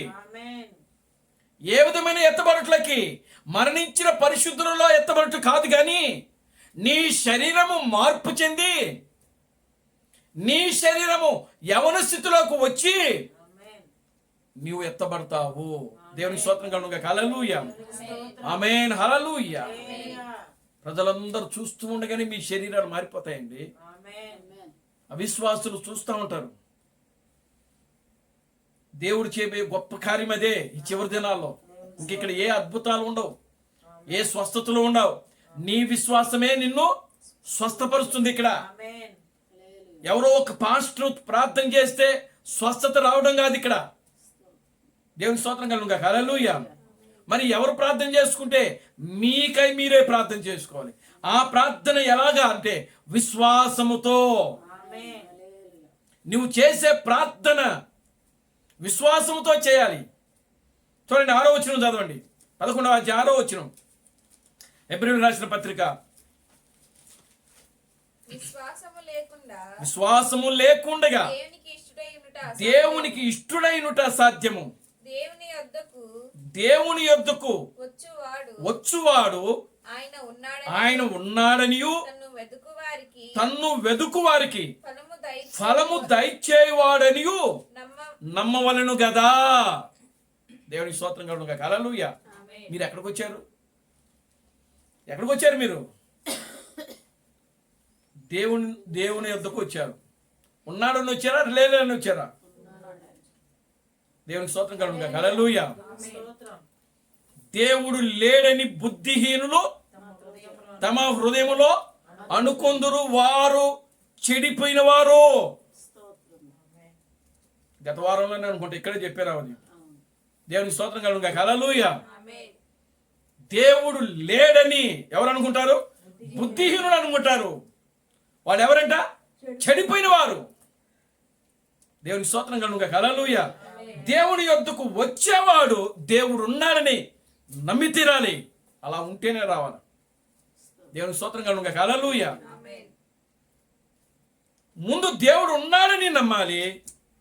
తనను వెతుకు వారికి ఆయన ఫలమును దయచేయువాడని నమ్మవలెను కదా. దేవునామానికి మహిమ కలుగుగా. హల్లెలూయా. అందుకని పూర్తిగా మన దేవుని యందు విశ్వాసం ఉంచాలని చెప్పేది. అందుకే మీకు ఎన్నో కొరతలు ఉండొచ్చు, ఉంటాయి. ప్రతి కుటుంబంలో కొరతలు ఉంటాయి. కొరతలు లేని కుటుంబం ఏది కూడా. హనోకు కుటుంబంలో కొరతలు లేవా? ఎన్నో ఉంటాయి. సంసారము, బాధ్యత, పిల్లలు అన్నప్పుడు ఖచ్చితంగా ఏదో ఒక లోటు ప్రతి కుటుంబంలో ఉంటాయి. ఏదో ఒక సమస్య ఉంటుంది, ఏదో ఒక బలహీనతలు ఉంటాయి. ప్రియమైన దేవుని బిడ్డలారా, అవి మనల్ని ఏం చేస్తాయో తెలుసా? వెనక్కి లాగడానికి చూస్తూ ఉంటాయి. దేవునికి స్తోత్రం కలుగుగా. హల్లెలూయా. అవి ఏం చేస్తాయి? మనల్ని వెనక్కి లాగుతూ ఉంటుంది, చూస్తూ ఉంటుంది.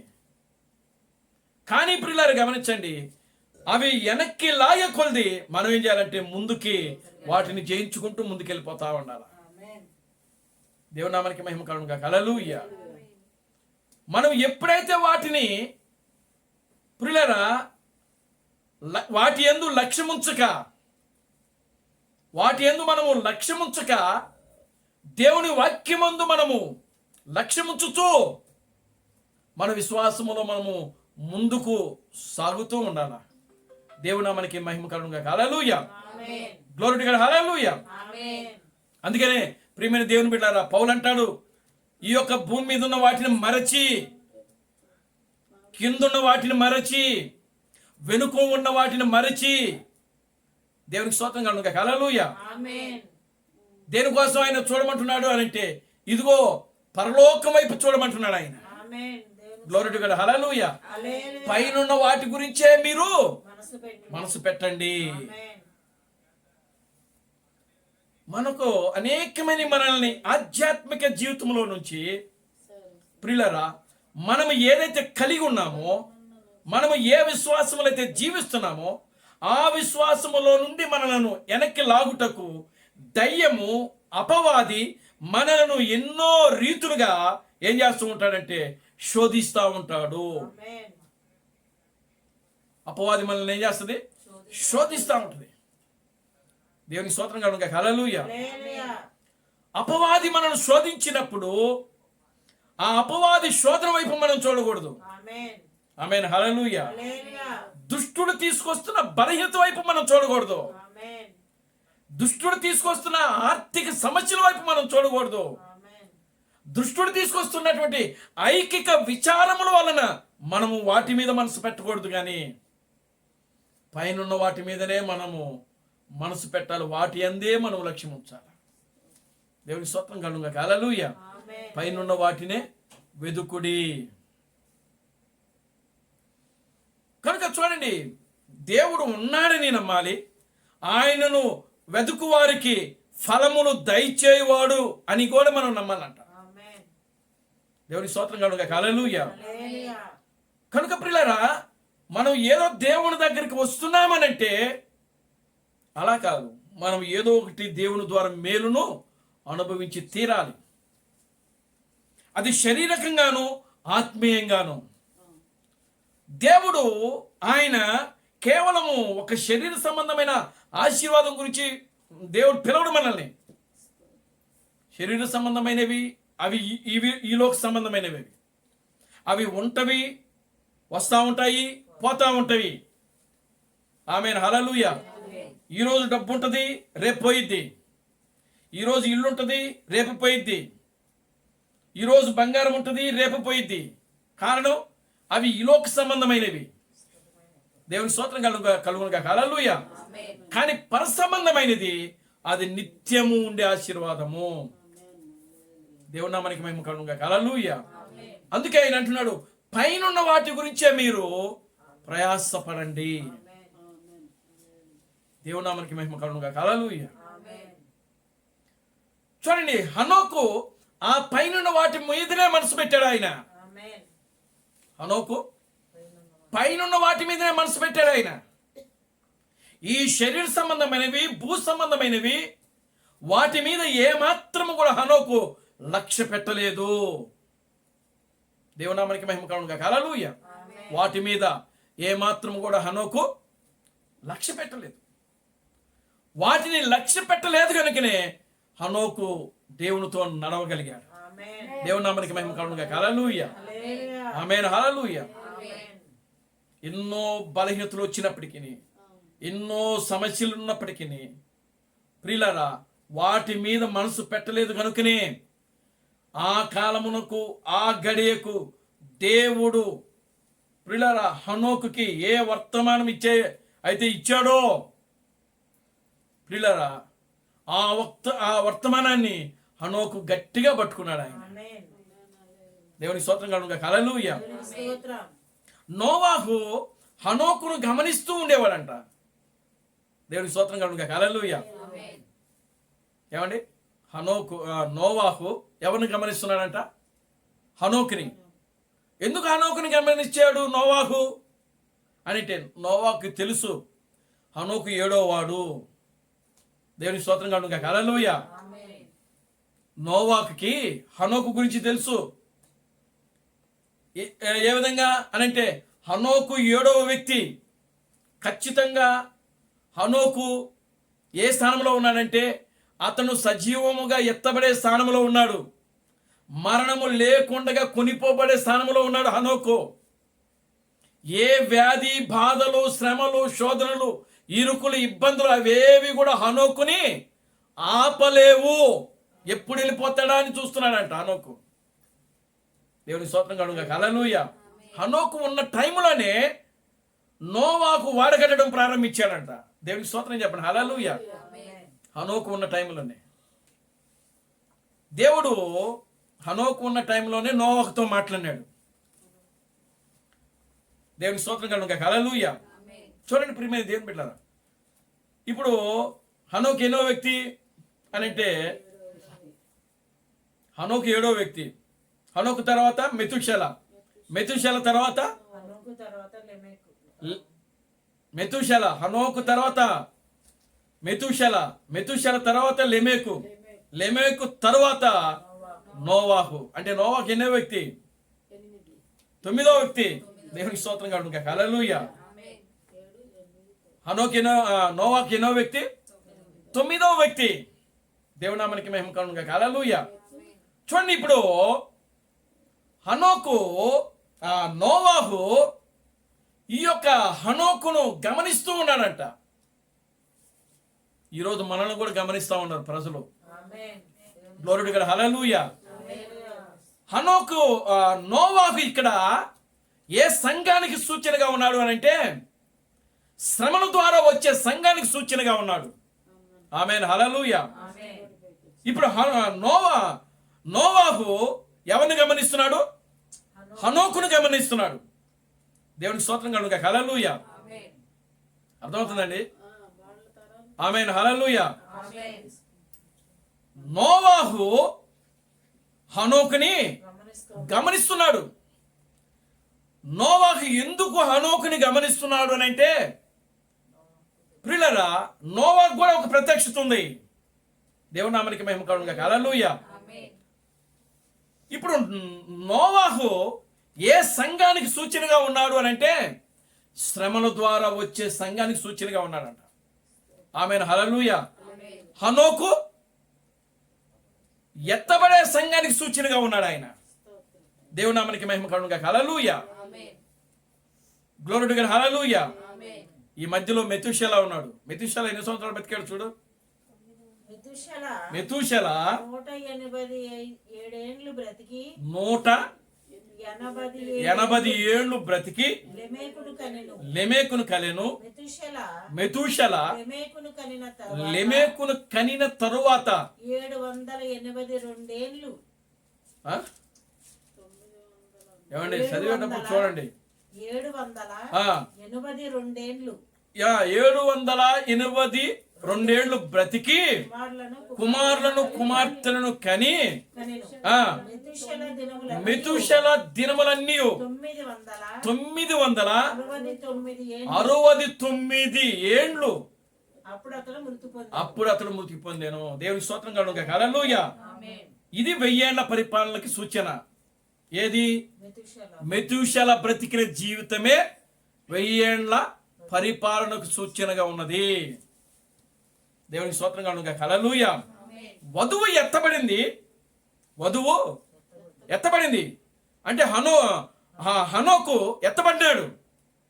ఎత్తబడినటువంటి ఆ హనోకు ఇప్పుడు మరలా తిరిగి ఎక్కడికి రావాలి? 1000 ఏళ్ల పరిపాలనకి భూమి మీదకి రావాలి. దేవుని స్తోత్రం కలుగును గాక. హల్లెలూయా. ఆమేన్. హల్లెలూయా. ఇప్పుడు చూడండి, ఆ యొక్క మెతూషల 969 ఏండ్ల బ్రతికాడు ఆయన. మరి ఎన్నేళ్ళు బ్రతికితే 1000 సంవత్సరాలు పూర్తవుతుంది? 969, 31 ఏళ్ళు బతకాలి. ఇంకా 31 బతికితే మెతూషల 1000 సంవత్సరాలు బతికినట్లు లెక్క. బైబిల్ యొక్క చరిత్రలో మెతూషల బ్రతికినన్ని దినములో మరి ఏ ఒక్కరు కూడా బ్రతకలేదు. మెతూషల మాత్రమే 969 ఏండ్ల బ్రతికాడు ఆయన. ఈ మిగతా 31 ఏళ్ళు ప్రియులారా ఎవరు పూర్తి చేయాలంటే వధువు పూర్తి చేయాలి. ఇక్కడ దేవునికి స్తోత్రం కలుగును గాక. హల్లెలూయా. అందుకే వధువు 1000 సంవత్సరాలు బతికి తీరాలి భూమి మీద. దేవుని నామానికి మహిమ కలుగును గాక. హల్లెలూయా. మరి మెతూషల 969 సంవత్సరాలు బతికాడనంటే ఇంకా 31 సంవత్సరం బతకడం పెద్ద గొప్ప విషయమే ఏంటి? ఏమండి? అవి మనుషులకి అసాధ్యమే. దేవునికి స్తోత్రం కలుగును గాక. హల్లెలూయా. అది మనిషికి అసాధ్యమే, కానీ దేవునికి సమస్తము సాధ్యము. అది చేసి చూపిస్తాడు దేవుడు. ఆమేన్. హల్లెలూయా. ఖచ్చితంగా దేవుడు ఆ లెక్కను పూర్తి చేస్తాడు ఆయన. Glory to God. హల్లెలూయా. మీరు నమ్మితేనే. Glory to God. హల్లెలూయా. ఒక మనిషి ఖచ్చితంగా 1000 సంవత్సరాల భూమి మీద బ్రతికి తీరి చూపించాలి. దేవుడు చూపిస్తాడు. అది మనిషికి అసాధ్యమే, కానీ ప్రియులారా దేవునికి సమస్తము సాధ్యము. దేవునామానికి మహిమ కలుగును గాక. హల్లెలూయా. ఇప్పుడు నోవాహు హనోకును గమనిస్తూ ఉన్నాడు. ఎప్పుడు వెళ్ళిపోతాడా? ఒకవేళ హనోకి వెళ్ళిపోతే నెక్స్ట్ సమయం నాదే అనుకున్నాడు ఆయన. వాడంతా పూర్తి చేసేసాడంట నోవాహు. వాడు పూర్తి అయిపోయింది. ఇంకా హనోకు వెళ్ళలేదు. దేవునికి స్తోత్రం కలుగును గాక. హల్లెలూయా. వాడు పూర్తి అయిపోయింది, హనోకు వెళ్ళలేదు. చూస్తున్నాడంట హనోకు ఎప్పుడు వెళ్తాడా, వాడు పూర్తి అయిపోయింది, ఎప్పుడు వెళ్తాడా అని చెప్పి హనోకును గమనిస్తూ హనోకు వైపే చూస్తున్నాడంట నోవాహు. ఒక సమయం వచ్చింది, హనోకు వెళ్ళిపోయాడంట. అప్పుడు దేవుడు మాట్లాడుతున్నాడు నోవాహుతో. నోవాహు, ఇప్పుడు నువ్వు, నీ భార్య, నీ కుమారులు, నీ యొక్క కోడళ్ళు మొత్తం వాళ్ళలోకి పోండి అన్నాడంట. దేవునికి స్తోత్రం కలుగును గాక. హల్లెలూయా. ఆమేన్. హల్లెలూయా. వాళ్ళందరూ వాళ్ళకి వెళ్ళాడు. ఇదిగో భూమి మీద ఉన్నటువంటి సకల జీవరాశులన్నిటిని కూడా జతలుగా అంటే ఆడ మగ అన్నిటిని తీసుకొచ్చి వాళ్ళలో పెట్టన్నాడు. దేవుని నామానికి మహిమ కలుగును గాక. హల్లెలూయా. ఎందుకంటే నరుల యొక్క పాపము యెహోవా దృష్టికి బహు ఘోరమైందని 6వ అధ్యాయంలో రాయబడింది. ప్రజల యొక్క చెడుతనము, ప్రజల యొక్క పాపము ఘోరంగా విస్తరించి వాళ్ళ యొక్క చెడుతనమును చూడలేక దేవుడు మనసులో సంతాపపడ్డాడంట, ఏడ్చాడంట ఆయన. దేవునామానికి మహిమ కలుగును గాక. హల్లెలూయా. తాను భూమి మీద నరులను చేసినందుకు యెహోవా సంతాపము నొంది తన హృదయములో నొచ్చుకొనెను. ఏడ్చాడండి దేవుడు భూమి మీదకి వచ్చి. దేవునికి స్తోత్రం కలుగును గాక. హల్లెలూయా. ఏడ్చాడు దేవుడు, ఆయన శిలువలో ఏడ్చాడు. దేవునికి స్తోత్రం కలుగును గాక. హల్లెలూయా. ఆమేన్. హల్లెలూయా. ప్రియమైన దేవుని బిడ్డలారా, దేవుడు ఏడ్చాడు, దేవుడు ఈ కన్నీళ్లు పెట్టుకున్నాడు. ఆయన హృదయంలో ఏడ్చాడు, మనస్తాపన చెందాడు, ఆయన దుఃఖపడ్డాడు, వేదన పడ్డాడు. కారణం ఏంటో తెలుసా? చెడుతనము, పాపము. దేవుడా మనకి మహిమ కలుగునుగా. హల్లెలూయా. ఈ రోజుల్లో ఏదో ఒక రోజున ఎత్తబట్టడం జరిగినప్పుడు నిజంగా ఇప్పుడు ఉన్నట్టుగా ఉన్న పనులుగా ఎత్తబడిపోతే ఎంత బాగుండు. ఆమేన్. దేవునికి స్తోత్రం. దేవునామానికి మహిమ కలుగునుగా. హల్లెలూయా. ఆమేన్. ఇట్లాగనే మనం ఆమేన్. దేవునికి స్తోత్రం కలుగుగా. హల్లెలూయా. స్తోత్రం. ఎంత సంతోషంగా ఉంటుంది. ఆమేన్. దేవునామానికి మహిమ కలుగుగా. హల్లెలూయా. ఆమేన్. కనుక ప్రియమైన దేవుని బిడ్డలారా, దేవుడు చేయబోయే కార్యాలు కంటికి కనబడవు, చెవికి వినబడవు, అవి హృదయానికి అగోచరం అంట. అగోచరం, కనబడవు అవి. దేవుడు ఈ ప్రపంచంలో ప్రియులారా ఆఖరి అద్భుతము ఏదైనా చేయబోతున్నాడు అని అంటే అదేంటో తెలుసా? నీ శరీరాలు మార్పు చెందటమే. ఆమేన్. దేవునికి స్తోత్రం. అదే అద్భుతం. ఇంకే అద్భుతం ఉండదు భూమి మీద. ఆమేన్. దేవునికి స్తోత్రం కలుగుగా. హల్లెలూయా. ఆమేన్. నీ శరీరము మార్పు చెందటమే, ఆమేన్. మీరు రూపాంతరం చెందటమే. ఆమేన్. యేసు ఆ కొండ మీద ఏ విధంగా రూపాంతరం చెందాడు, క్రీస్తు బ్రహ్మము ఆ యొక్క సంచటి పర్వతం మీద ఏ విధంగా అయితే రూపాంతరం చెందాడో, ఆమేన్. మోషే ఆ సినే పర్వతం మీద ఆయన ఏ విధంగా అయితే రూపాంతరం చెందాడో, ఆమేన్. ప్రియులరా నీవు నేను కూడా ప్రియులరా రూపాంతరం చెందబోతున్నా. దేవుని స్తోత్రం కలుగుగా. హల్లెలూయా. ఒక మేఘము మనల్ని తీసుకొని వెళ్ళబోతా ఉన్నది. ఆమేన్. ఒక మేఘము. ఆమేన్. దేవుని నామానికి మహిమ కలుగుగా. హల్లెలూయా. ఒక మేఘము మనలను కొనిపోబోతున్నది. ఆమేన్. ఆ రోజు యేసు చూస్తూ ఉండగా, క్షమించండి, ప్రజలు చూస్తూ ఉండగా, ఆ 5,000 మంది అక్కడ నిలబడి చూస్తూ ఉండగా ఒక మేఘము యేసుని ఏ విధంగా అయితే తీసుకొని కొనిపోబడినదో, ఆమేన్. దేవునామానికి మహిమ కలుగుగా. హల్లెలూయా. ఆమేన్. ఈ రోజు నిజమైన పెండ్లి కుమార్తె సియోను కుమార్తెను దేవుడు అదే విధంగా ఒక మేఘం వచ్చి తీసుకొని కొనిపోబోతా ఉన్నది. ఆమేన్. దేవునికి దేవుడు స్తోత్రం. ఊరికినే యేసుని అక్కడ ఆ విధంగా తీసుకుని వెళ్ళి ఊరికినే చూపించలేదు. అది కేవలం ఒక ఛాయ, ఒక నీడ మాత్రమే. ఆమేన్. దేవునామానికి మహిమ కలుగుగా. హల్లెలూయా. యేసు రూపాంతరం చెందిన తర్వాత, యేసు శరీరము మార్పు చెందిన తర్వాత ఒక మేఘం ఆయనను కొనిపోయినని వాక్యంలో రాయబడింది. దేవునామానికి మహిమ కలుగుగా. హల్లెలూయా. ఆమేన్. మీరు అపోస్తల కార్యం 1వ అధ్యాయంలో చదివితే ఆ అధ్యాయంలో అది ఉంటుంది. ఒక మేఘము ఆయనను కొనిపోయెను. చూడండి 1వ అధ్యాయం.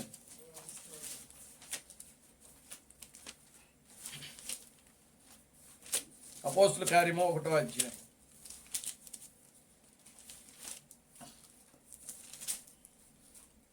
1వ అధ్యాయము 9వ వచనం. చదవండి. ఈ మాటలు చెప్పి ఈ మాటలు చెప్పి వారు వారు చూచుచుండగా చూచుచుండగా ఆయన ఆరోహణమాయెను. అప్పుడు వారి కన్నులకు కనబడకుండగా ఒక మేఘము ఆయనను కొనిపోయెను. నీ కోసం నా కోసం ఒక మేఘం కనిపెట్టుకొని ఉందండి. ఆమేన్. దేవునికి స్తోత్రం. దేవునికి స్తోత్రం కలుగుగా. హల్లెలూయా. ఆమేన్. నీ కోసం నా కోసము ఒక మేఘము కనిపెట్టుకొని ఉంది ఇక్కడ. ఆమేన్. దేవునికి స్తోత్రం కలుగుగా. హల్లెలూయా. దేవునికి స్తోత్రం. మనం ఎప్పుడైతే ఒక పరిపూర్ణమైన స్థితిలోనికి వస్తున్నామో అప్పుడు వెంటనే ఆ మేఘం వచ్చి మనల్ని ధరిస్తా ఉంది. ఆమేన్. ఆ మేఘం మనల్ని తీసుకొని వెళ్ళిపోతా ఉంది. దేవునికి స్తోత్రం. దేవునామానికి మహిమ కలుగుగా. హల్లెలూయా. ఆమేన్. ఆల్రెడీ మనం వచ్చింది మేఘంలో నుంచే భూమి మీదకి వచ్చాం. ఆమేన్. మరలా మనం తీసుకుని వెళ్ళేది కూడా మేఘమే. ఆమేన్. Glory to God. హల్లెలూయా. దేవునికి స్తోత్రం. మనం ఎక్కడి నుంచి వచ్చాం? మేఘములో. మేఘములో నుంచే భూమి మీదకి వచ్చాం. దేవునికి స్తోత్రం కలుగుగా. హల్లెలూయా. మరలా మనం ఎక్కడికి వెళ్ళిపోతున్నాం? ఒక మేఘములోకి వెళ్ళిపోతున్నాం. మనం ఒక మేఘము రాబోతుంది. ఒక మేఘం వచ్చి మనల్ని తీసుకుని వెళ్ళిపోతా ఉంది. ఈ ప్రజలకు కనబడకుండా కొనిపోయేటట్టు మనల్ని చేయబోతుంది అది. ఆమేన్. దేవునామానికి మహిమ కలుగుగా. హల్లెలూయా. ఆమేన్. అది యేసులో ఆల్రెడీ ఒక్క చరిత్ర చేయబడింది. అదే చరిత్ర మరలా ఇప్పుడు తిరిగి దేవుడు పునరావృతం చేయబోతున్నాడు. ఆమేన్. ఆయన వధువులో. దేవునికి స్తోత్రం. దేవునామానికి మహిమ కలుగుగా. హల్లెలూయా. హల్లెలూయా. ఆల్రెడీ దేవుడు ఒకసారి 3 సార్లు దాన్ని చేసి చూపించాడు. ఆమేన్. మోషేను దేవుడు కొండ మీదకి రమ్మన్నాడు. ఒక మేఘము మోషేను తీసుకుని వెళ్ళిపోయింది. మేఘంలోకి వెళ్ళిపోయాడు మోషే. ఆమేన్. మేఘంలోకి వెళ్ళిపోయిన తర్వాత మోషే కనబడలేకనా. ఆ మేఘం ఎప్పుడైతే వచ్చిందో, ఆ మేఘము మోషేను ఎప్పుడైతే ఆవరించిందో, ఏమండి, ఆ మేఘం ఎప్పుడైతే మోషేను ఆవరించిందో, ఇక మోషే కనబట్ల, మేఘమే కనబడుతుంది అక్కడ. ఆమేన్. దేవునికి స్తోత్రం కలుగును గాక. హల్లెలూయా. దేవునికి స్తోత్రం. ఆ మేఘం ఏంటి అసలు? ఆ మేఘం ఏంటి? ఆ మేఘం ఏంటంటే దూతలు. దేవునికి స్తోత్రం కలుగును గాక. హల్లెలూయా. 7 దూతలు, ఆయన యొక్క పరిచారకులు, ఆమేన్. దేవుని యొక్క పరిచారకులు. ఆమేన్. హల్లెలూయా. హల్లెలూయా. చూడండి, మందసమును మోయాలనంటే యాజకులు ఉండాలి. యాజకులే మందసాన్ని మోయాలి. మందసం అంటే ఏంటి? దేవుడు. మందసం అంటే దేవుడు. చూడండి, మందసములో ఏమేమి ఉన్నాయి అనంటే రాతి పలకలు, మరుగు చేయబడిన మన్న పాత్ర, ఏమండి, చిగురించిన అహరోను యొక్క కర్ర. ఈ మూడుటి అర్థం ఏంటి అనంటే, ఈ మూడు కలిపే దేవుడు. దేవుని స్తోత్రం కలుగును గాక. హల్లెలూయా. ఆ మందసపు పెట్టెలో ఏమైతే ఉంటున్నాయో అవి ఏమై ఉన్నాయంటే దేవుడు. ఆ మందసమే దేవుడు అసలు. అంటే వాక్యము. రాతి పలకలు ఏంటి? వాక్యము. వాక్యం అంటే దేవుడు. మరుగు చేయబడిన మన్నా పాత్ర ఏమిటి? మన్నా దేనికి సూచనగా? అది కూడా వాక్యమే. అది పెండ్లి కుమార్తెకు సూచనగా ఉంది. అది పెండ్లి కుమార్తెకు సూచనగా ఉంది. మూడవది ఏంటి? చిగురించినటువంటి అహరోను కర్ర. ఈ అహరోను కర్ర అది జీవం లేనిది. ఎండిపోయిన కర్రను తీసుకెళ్లి మందసంలో పెడితే ఆ మందసంలో పెట్టిన కర్ర ఏమైపోయింది? చిగురించింది. అంటే అది దేనికి సూచనగా ఉందంటే చనిపోయిన పరిశుద్ధులకు సూచనగా ఉన్నది. రెండవది 1,44,000 మంది యూదులకు సూచనగా ఉన్నది. దేవునికి స్తోత్రం కలుగును గాక. హల్లెలూయా. ఇప్పుడు చూడండి, ఆ మూడు కలిపే మందసం అక్కడ. ఆ మందసమే దేవుడు. అంటే ఈ మూడు కలిపే దేవుడు. దేవునికి స్తోత్రం కలుగును గాక. హల్లెలూయా. ఇప్పుడు దానిని ఎవరు మోయాలి అని అంటే యాజకులు మోయాలి. అంటే ఇప్పుడు దేవుణ్ణి, పెండ్లి కుమార్తెను ఎవరు మోయాలి అంటే యాజకులే మోయాలి. దేవునికి స్తోత్రం కలుగును గాక. హల్లెలూయా. Glory to God. హల్లెలూయా. యాజకులు కాకుండా వేరే వాళ్ళు ఎవరైనా ఒకవేళ మందసాన్ని ముట్టుకుంటే ఏమైపోతారంటే అక్కడికక్కడికి మరణిస్తారు వాళ్ళు. దావీదు కాలంలో అది దేవుడు చూపించాడు. ఆమేన్. దావీదు ఏం చేసినాడు? ఫిలిస్తీన్లో దగ్గర మందసం ఉందని తెలుసుకుని అక్కడి నుంచి ఆయన దావీదు పురానికి తీసుకురావడానికి ప్రయత్నం చేశాడు. అది ఎలా తీసుకురావాలి అనంటే ఆయన యాజకుల్ని నియమించి, ఆల్రెడీ యాజకులు ఉన్నారు, లేవీలు ఉన్నారు అక్కడ. వాళ్ళని ముందు ప్రవక్తతో సంప్రదించాలి. దావీదు ఎవరిని సంప్రదించాలి? ప్రవక్త. అప్పుడు ప్రవక్త ఎవరున్నారు? నతాను అనేటువంటి ప్రవక్త ఉన్నాడు. ఆయన సంప్రదించాల దావీదు ప్రవక్తను పిలిచి, అయ్యా ప్రవక్త గారు, మన మందసం పలానా దగ్గర ఉండిపోయింది, ఆ యొక్క వేరే అన్యుల జనుల మధ్యలో ఉంది కనుక మనం ఆ మందసాన్ని తీసుకుని వచ్చి ఇదిగో ఇక్కడ మన యొక్క దావీదు పురంలో మనం ఇక్కడ పెట్టుకుందాం అని చెప్పి ప్రవక్తతో సంప్రదించి, ప్రవక్త ఏ సలహా అయితే ఇస్తాడో ఆ సలహా తీసుకుని అప్పుడు దావీదు దాన్ని తీసుకురావాల. ఏమి ఆలోచన చేయకుండా దావీదు సొంతగా ఆలోచన చేశాడు. ఒక కొత్త ఎడ్ల బండి తయారు చేపించి, ఏమండి, ఆ ఎడ్ల బండి మీద ఆ మందసాన్ని పెట్టుకొని దాన్ని తీసుకొని వస్తా ఉన్నాడు. దేవునికి స్తోత్రం కలుగును గాక. హల్లెలూయా. ఇప్పుడు దాన్ని తీసుకుని వస్తున్న సమయంలో అది ఎక్కడో, ఇప్పుడు ఆ రోజుల్లో దారిలో ఎలా ఉంటాయి, అన్ని గోతులు కదా, గుంట్లో. మరి బండి మీద వచ్చినప్పుడు బండి ఇట్లా ఒలుగుతుంది, ఇట్లాగా ఒలుగుతూ ఉంటుంది, ఎడ్ల బండి కాబట్టి. మరి ఒక గోతి దగ్గరకు వచ్చేటప్పటికి ఆ చక్రం ఏమైందంటే గోతులో పడి ఇలాగా ఒలిగిందంట. ఒలిగినప్పటికీ మందసం ఎక్కడ పడిపోద్దని చెప్పి అక్కడ మోస్తున్న వారిలో ఇంకొక వ్యక్తి, యాజకుడు కాని వ్యక్తి వెళ్ళి ఆ మందసం పడిపోతుందేమో అని చెప్పి పట్టుకున్నాడంట. వెంటనే ఏమైపోయాడు? అతను మరణించాడు. దేవునికి స్తోత్రం కలుగును గాక. హల్లెలూయా. దావీదుకు భయమేసింది. క్రీస్తు ప్రణామం చెప్తున్నాడు, దేవుని చిత్తం లేకుండా దేవునికి ఒక సేవ చేయుట ప్రయత్నించుట అనే వర్తమానంలో దావీదు సొంత ఆలోచన చేశాడంట. అక్కడ ప్రవక్త ఉన్నాడు, ప్రవక్త సలహా తీసుకోకుండా అసలు యాజకులు మొయ్యాలి దాన్ని, కొత్త ఎడ్ల బండి మీద ఏ విధంగా తీసుకుని వచ్చాడు. దేవునామానికి మహిమ కలుగును గాక. హల్లెలూయా. ఎందుకంటే అది దేవుడు, మందసం అంటే దేవుడు. దేవుని మొయ్యాల్సింది ఎవరు అని అంటే యాజకుడు. దేవునికి స్తోత్రం కలుగును గాక. హల్లెలూయా. అంటే పనివారు, దేవుడు నియమించుకున్నటువంటి పనివారు. వాళ్ళు ఎవరు అని అంటే లేవీలు. వాళ్ళే మందసాన్ని మొయ్యాలి, వాళ్ళే తీసుకురావాలి. దేవుని స్తోత్రం కలుగును గాక. హల్లెలూయా. కనుక ప్రియమైన దేవుని బిడ్డలారా, ఇప్పుడు చూడండి, ఈ మందసమైనటువంటి పెండ్లి కుమార్తె, ఇప్పుడు పెండ్లి కుమార్తె ఎవరంటే మందసమే పెండ్లి కుమార్తె. దేవుని నామానికి మహిమ కలుగును గాక. హల్లెలూయా. అంటే పెండ్లి కుమార్తెలో ఏముంది? వాక్యం ఉంది.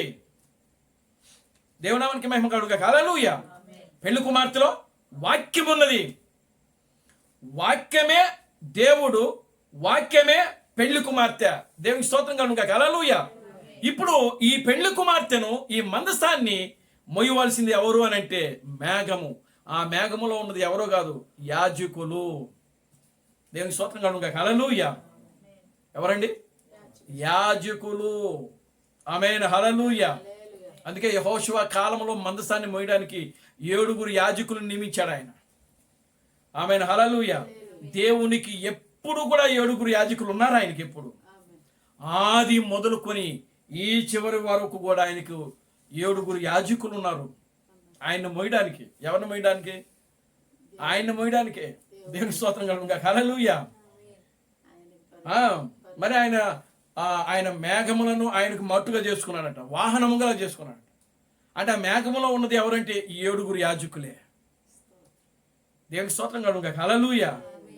ఆయన రావాలి అని అంటే ముందు ఎవరు ఉన్నారు? బయలుదేరాలి యాజకులు. ఇక్కడ యాజకులు రెడీగా ఉండాలి ఆయన మోయటానికి. దేవునికి స్తోత్రం కలుగును గాక. హల్లెలూయా. ఎందుకని? ఆయన పరిశుద్ధుడు. ఆయన పరిశుద్ధుడు. పరిశుద్ధుని మొయ్యాల. ఆయన అపవిత్రమైన స్థలంలో కాలు పెట్టడు ఆయన. ఆమేన్. హల్లెలూయా. వీళ్ళే ఆయనను జాగ్రత్తగా మోసుకుని తీసుకుని వెళ్ళాలి. ఆ మార్గం అంతా కూడా వాళ్ళకే తెలుసు. ఎవరికి? యాజకులకు మాత్రమే తెలుసు. వాళ్ళకి మాత్రమే తెలుసు. వాళ్ళు మాత్రమే మోయగలరు. మార్గం అనేది వాళ్ళకి మాత్రమే తెలుసు. దేవునికి స్తోత్రం కలుగును గాక. హల్లెలూయా. కనుక ప్రియమైన దేవుని బిడ్డలారా, మందసమును మోయవలసింది 7 యాజకులే.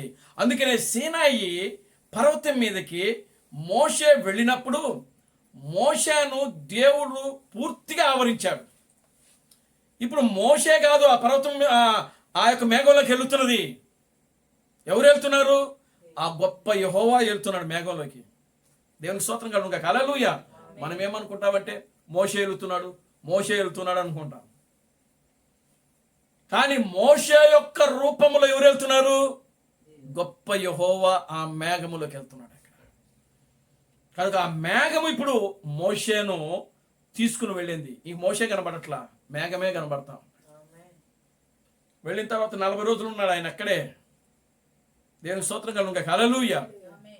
చూడండి, ఆ రూపాంతరపు కొండ మీదకి అక్కడ ఆ యొక్క మేఘం వచ్చింది. ఆ మేఘం వచ్చి ఆ మేఘములోకి ఆయన యేసుక్రీస్తు వెళ్ళినప్పుడు ప్రియులారా, అక్కడ ఆయన వస్త్రములు ఏ చాకలి ఉతకనంత తెల్లగా మారిపోయాయంట. దేవునికి స్తోత్రం కలుగును గాక. హల్లెలూయా. ఆమేన్. హల్లెలూయా. అంటే దాని యొక్క అర్థం ఏంటంటే ఆయన వస్త్రములు అని అంటే ప్రియులారా, ఆయన హృదయము, ఆయన దేహము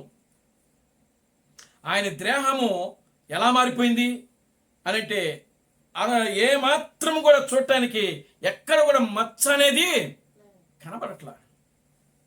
అంత పరిశుద్ధుడుగా ఉన్నాడు ఆయన. అంత మహిమ ప్రభావంతో ఉన్నాడు ఆయన. దేవుని నామానికి మహిమ కలుగును గాక. హల్లెలూయా. కనుక ప్రియులారా, ఈరోజు మన యొక్క జీవితాలను దేవుడు ఆ విధంగా చేయబోతున్నాడు. ఆమేన్, హల్లెలూయా.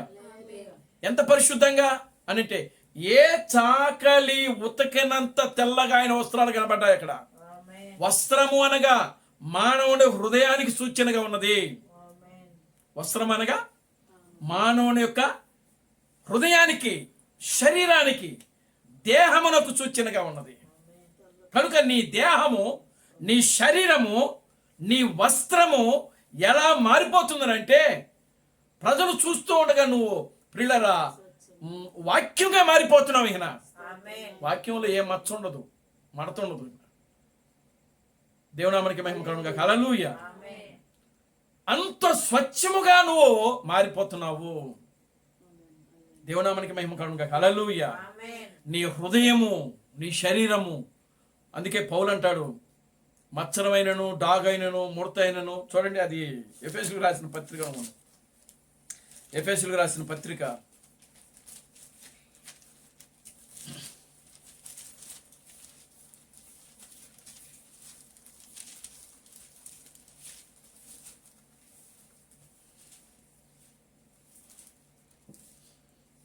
5వ అధ్యాయము 25వ వచనం, 25 నుంచి. పురుషులారా మీరును మీ భార్యలను ప్రేమించుడి, అటువలనే క్రీస్తు కూడా సంఘమును ప్రేమించి అది కలంకమైనను, ముడతైనను, అట్టిది మరి ఏదైనను లేక పరిశుద్ధమైనది గాను, నిర్దోషమైనది గాను, మహిమగల సంఘము గాను ఆయన తన ఎదుట నిలవబెట్టుకునవలెనని వాక్యముతో ఉదక స్నానము చేత దానిని పవిత్రపరచి పరిశుద్ధపరచుటకై దాని కొరకై తన్ను తాను అప్పగించుకొనెను. అదేండి, దేవునామానికి మహిమ కలుగునుగాక. హల్లెలూయా. ఎలా ఉండాలని? ముడత అయినను, అది కలంకమైనను, ముడత అయినను, అట్టిది మరి ఏదైనను లేక పరిశుద్ధమైనదిగా, నిర్దోషమైనదిగా, మహిమగల సంఘముగా. ఆమేన్, హల్లెలూయా. నిర్దోషమైనదిగాను, ఏమండి, పరిశుద్ధమైనదిగాను, నిర్దోషమైనదిగాను, మహిమగల సంఘముగా. ఆ విధంగా మన వస్త్రాలు కనబడాలి. అంటే ఈ దేహం కనబడాలి. అది దేవునికి స్తోత్రం కలుగునుగాక. హల్లెలూయా. ఆ విధంగా దేహం కనబడాలంటే నిత్యము మనం దేని చేత ఉదక స్నానం చేయవాలి? వాక్యముతో మనం ఉదక స్నానం అంటే మనం సరి చేసుకోవాలా ఎప్పటికప్పుడు కూడా. అది దాని అర్థం ఏంటంటే మనం ఎప్పటికప్పుడు కూడా మనం ఏం చేసుకోవాలి? మన జీవితాలను సరి చేసుకోవాలా, సరి చేయబడాలి. దేవుని స్తోత్రం కలుగునుగాక. హల్లెలూయా. సరి చేయబడినప్పుడే మనం దినదినము కూడా మనము దేవుని యొక్క సన్నిధిలో ప్రియులారా మనము మన ఆలోచనలు, మన తలంపులు, మన యొక్క ఉద్దేశాలు ఒకవేళ దేవునికి వ్యతిరేకంగా మనం ఆలోచన చేస్తూ ఉంటే అవి తొలగించుకోవాలి మనం. దేవునికి స్తోత్రం కలుగునుగాక. హల్లెలూయా. ఎప్పుడు మన శరీరాలు మార్చబడతాయో దానికోసం మనం ఎదురు చూడాలండి. దానికోసం మనం ఎదురు చూస్తూ నిర్దోషమయంగా మనం జీవించాలి, పరిశుద్ధముగా మనం జీవించాలి. ఏమండి? పరిశుద్ధముగా మనం జీవించాలి. నిర్దోషమైనది గాను, పరిశుద్ధమైనది గాను, మహిమ గలదిగా. దేవునికి స్తోత్రం కలుగునుగాక. హల్లెలూయా. మన శరీరాలు ఆ విధంగా ఉంచుకోవాలండి. దేవునికి స్తోత్రం కలుగునుగాక. హల్లెలూయా. చాలా మంది అంటారు, ఏమంటారనంటే దేవుడు హృదయాన్ని చూస్తాడు కదా, శరీరాన్ని చూడడు కదా అంటారు. అంటే నీ శరీరంతో నువ్వు ఎన్ని తప్పులు చేసినా దేవుడు అంటే సరిపోయిద్దా? ఏమండి? నీ హృదయం బాగుంటే ముందు నీ శరీరం కూడా బాగుంటుంది. దేవునికి స్తోత్రం కలుగునుగాక. హల్లెలూయా. ఆమేన్, హల్లెలూయా. చూడండి, దేవుని యొక్క వాక్యం ఏమంటాడంటే ఆయన ఒక దగ్గర రాయబడింది. ఏమంటుందంటే తగు మాత్రమే అలంకరణ చేసుకొనక అంటాడు ఆయన. తగు మాత్రం అలంకరణ చేసుకోమని చెప్పట్లే ఆయన. అదే అదే అదే తప్పు. చాలా మంది ఏమంటున్నారంటే తగు మాత్రమే అలంకరణ చేసుకోమన్నాడు కదా దేవుడు అని అంటున్నారు. కానీ వాక్యంలో అలా లేదు. నేను తర్వాత దాన్ని మళ్ళా చదివా, 1కి 10 సార్లు చదివాను. దేవునామానికి మహిమ కలుగుగా. ఆ రెఫరెన్స్ గుర్తులేదు నాకు, ఇప్పుడు చూపిద్దామని ఒకటి. ఎస్తేరు గ్రంథం అండి. ఏమండి? ఎస్తేరు గ్రంథం అండి. ఎస్తేరు గ్రంథంలో నేను కూడా అదే అది వేరులేండి. ఆ, ఇప్పుడు పౌలు చెప్తున్నాడు ఈ మాట. అదే పౌలు కాదు, ఆమె తగు మాత్రం అది యోహాను పత్రికలోనో ఎక్కడ ఉంటుంది. దేవుని స్తోత్రం కలుగుగా. హల్లెలూయా, ఆమేన్. ఆమేన్, హల్లెలూయా. ఆమేన్. చూడండి అక్కడ ఏమంటుందంటే,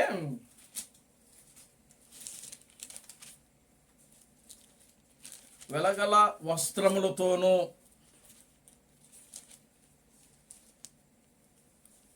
సరే, దేవుని చిత్తమైన ఇంకోసారి చూద్దాం దాన్ని. ఆమేన్. ఆ రెఫరెన్స్ గుర్తులేదు మనకు. మొన్నే చదివాను దాన్ని. దేవునికి స్తోత్రం కలుగుగా. హల్లెలూయా.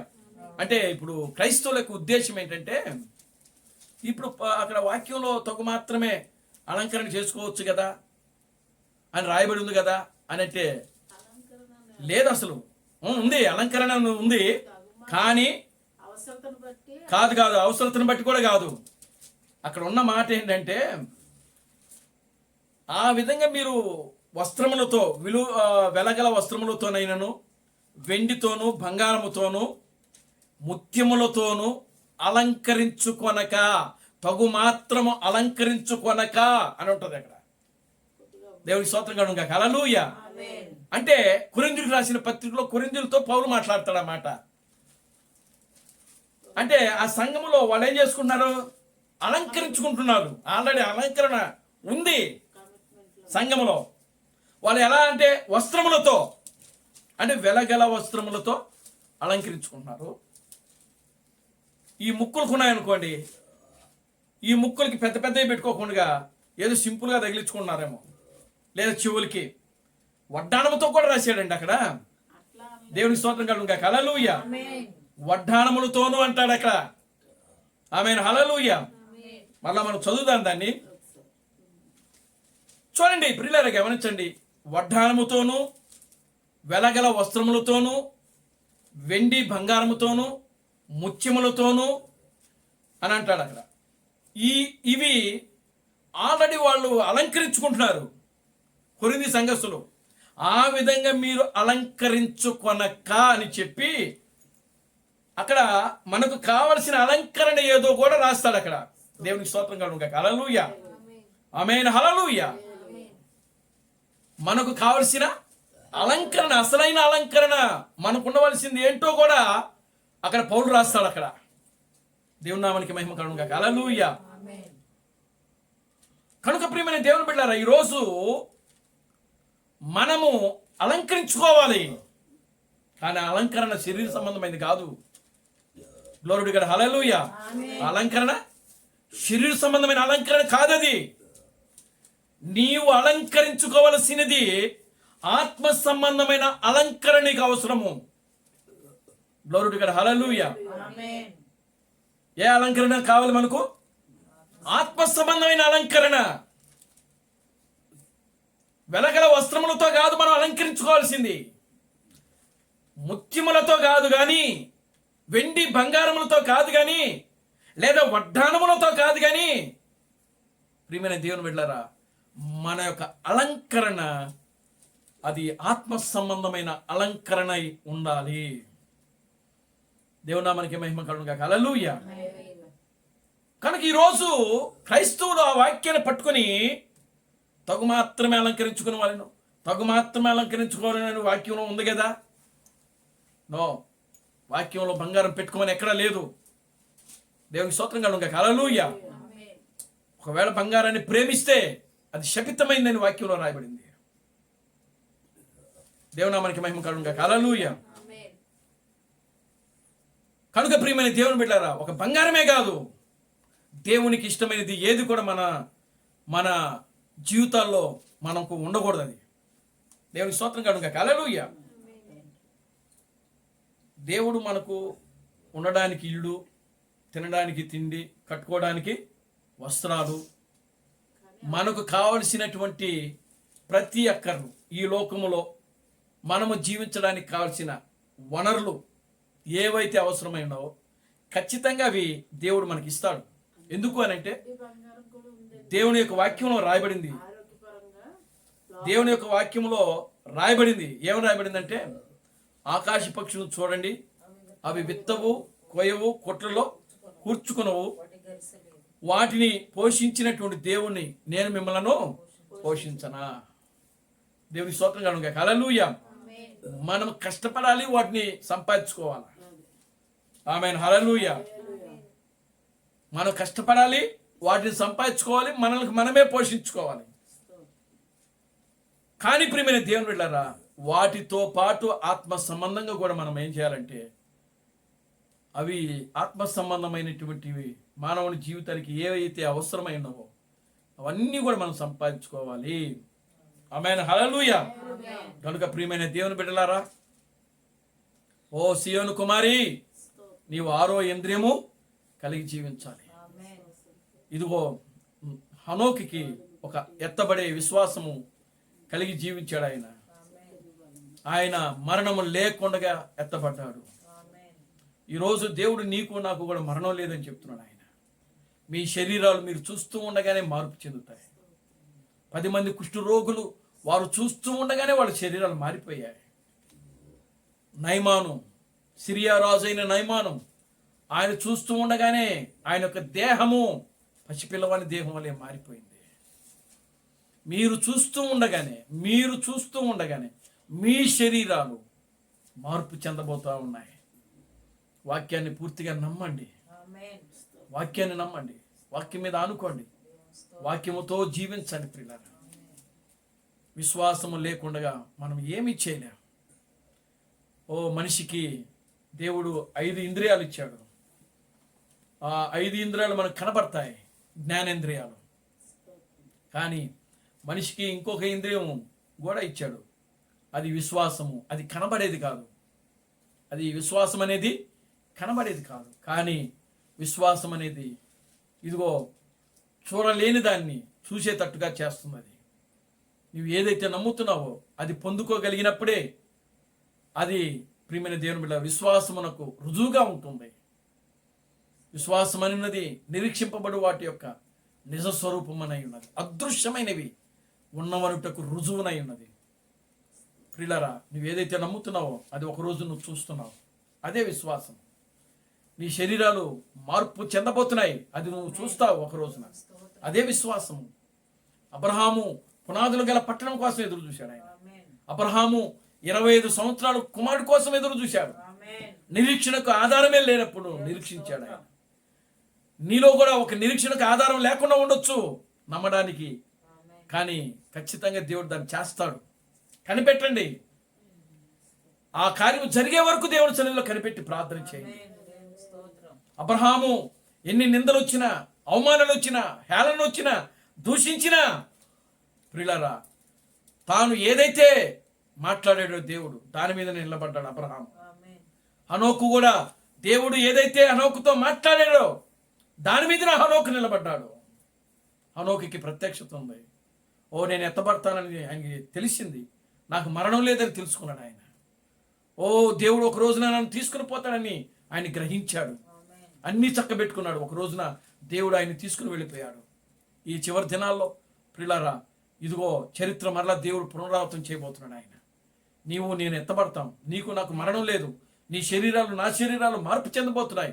పరిపూర్ణంగా మనం దేవుని యొక్క వాక్యం మీద నిలబడదాం. వాక్యముతో జీవిద్దాం. వాక్యమును వెంబడిద్దాం. వాక్యముతో నడిచి ఒక దినాన వాక్యముతోనే మనం సజీవంగా ఎత్తబడదాం. దేవుడు తన పరిశుద్ధ వాక్యమును దీవించి ఆశీర్వదించును గాక. ఆమేన్. ప్రార్థన చేసుకుందాం. దయచేసి అందరూ కూడా తల వంచండి, కళ్ళు మూసుకునండి, ప్రార్థన చేద్దాం. ఓ మమ్మలను మిక్కిలిగా ప్రేమించిన మా మంచి తండ్రి, జీవం గల దేవుడా, జీవాధిపతి, నిన్న నేడు నిరంతరము ఒకటే రీతిగా ఉన్న మా పరమ తండ్రి, ఓ నా ప్రభు అయిన బ్రహ్మ క్రీస్తు, నీ పవిత్రమైన పాదాలకు వందనాలు, స్తుతులు, స్తోత్రము ప్రభువా. ఇప్పటి వరకు కూడా నాయన ఈ యొక్క ఆరాధన కార్యక్రమం అంతటిని ఆది నుంచి అంతం వరకు క్రమముగాను మర్యాదగా నీ నామమునకు మహిమకరంగా మీరు జరిగించారు ప్రభువా. ఓ సియోను కుమారి, ఆరో ఇంద్రియ కలిగి జీవించమని నీ వాక్యం ద్వారా మీరు మాతో మాట్లాడారు ప్రభు. హనోకు నాయన ఆ యొక్క ఆరో ఇంద్రియం కలిగి జీవించాడు ప్రభు. ఒక దినాన హనోకు మరణం లేకుండగా ఎత్తబడతాడని గ్రహించాడు. తానుకు మరణం లేదని గ్రహించాడు. తన శరీరము మార్పు చెందబోతుందని గ్రహించాడు. ఓ తన ఇల్లును తాను చక్కబెట్టుకున్నాడు. ఒక దినాన బాధ్యతలన్నీ కుమారుడికి అప్పగించేశాడు ప్రభు.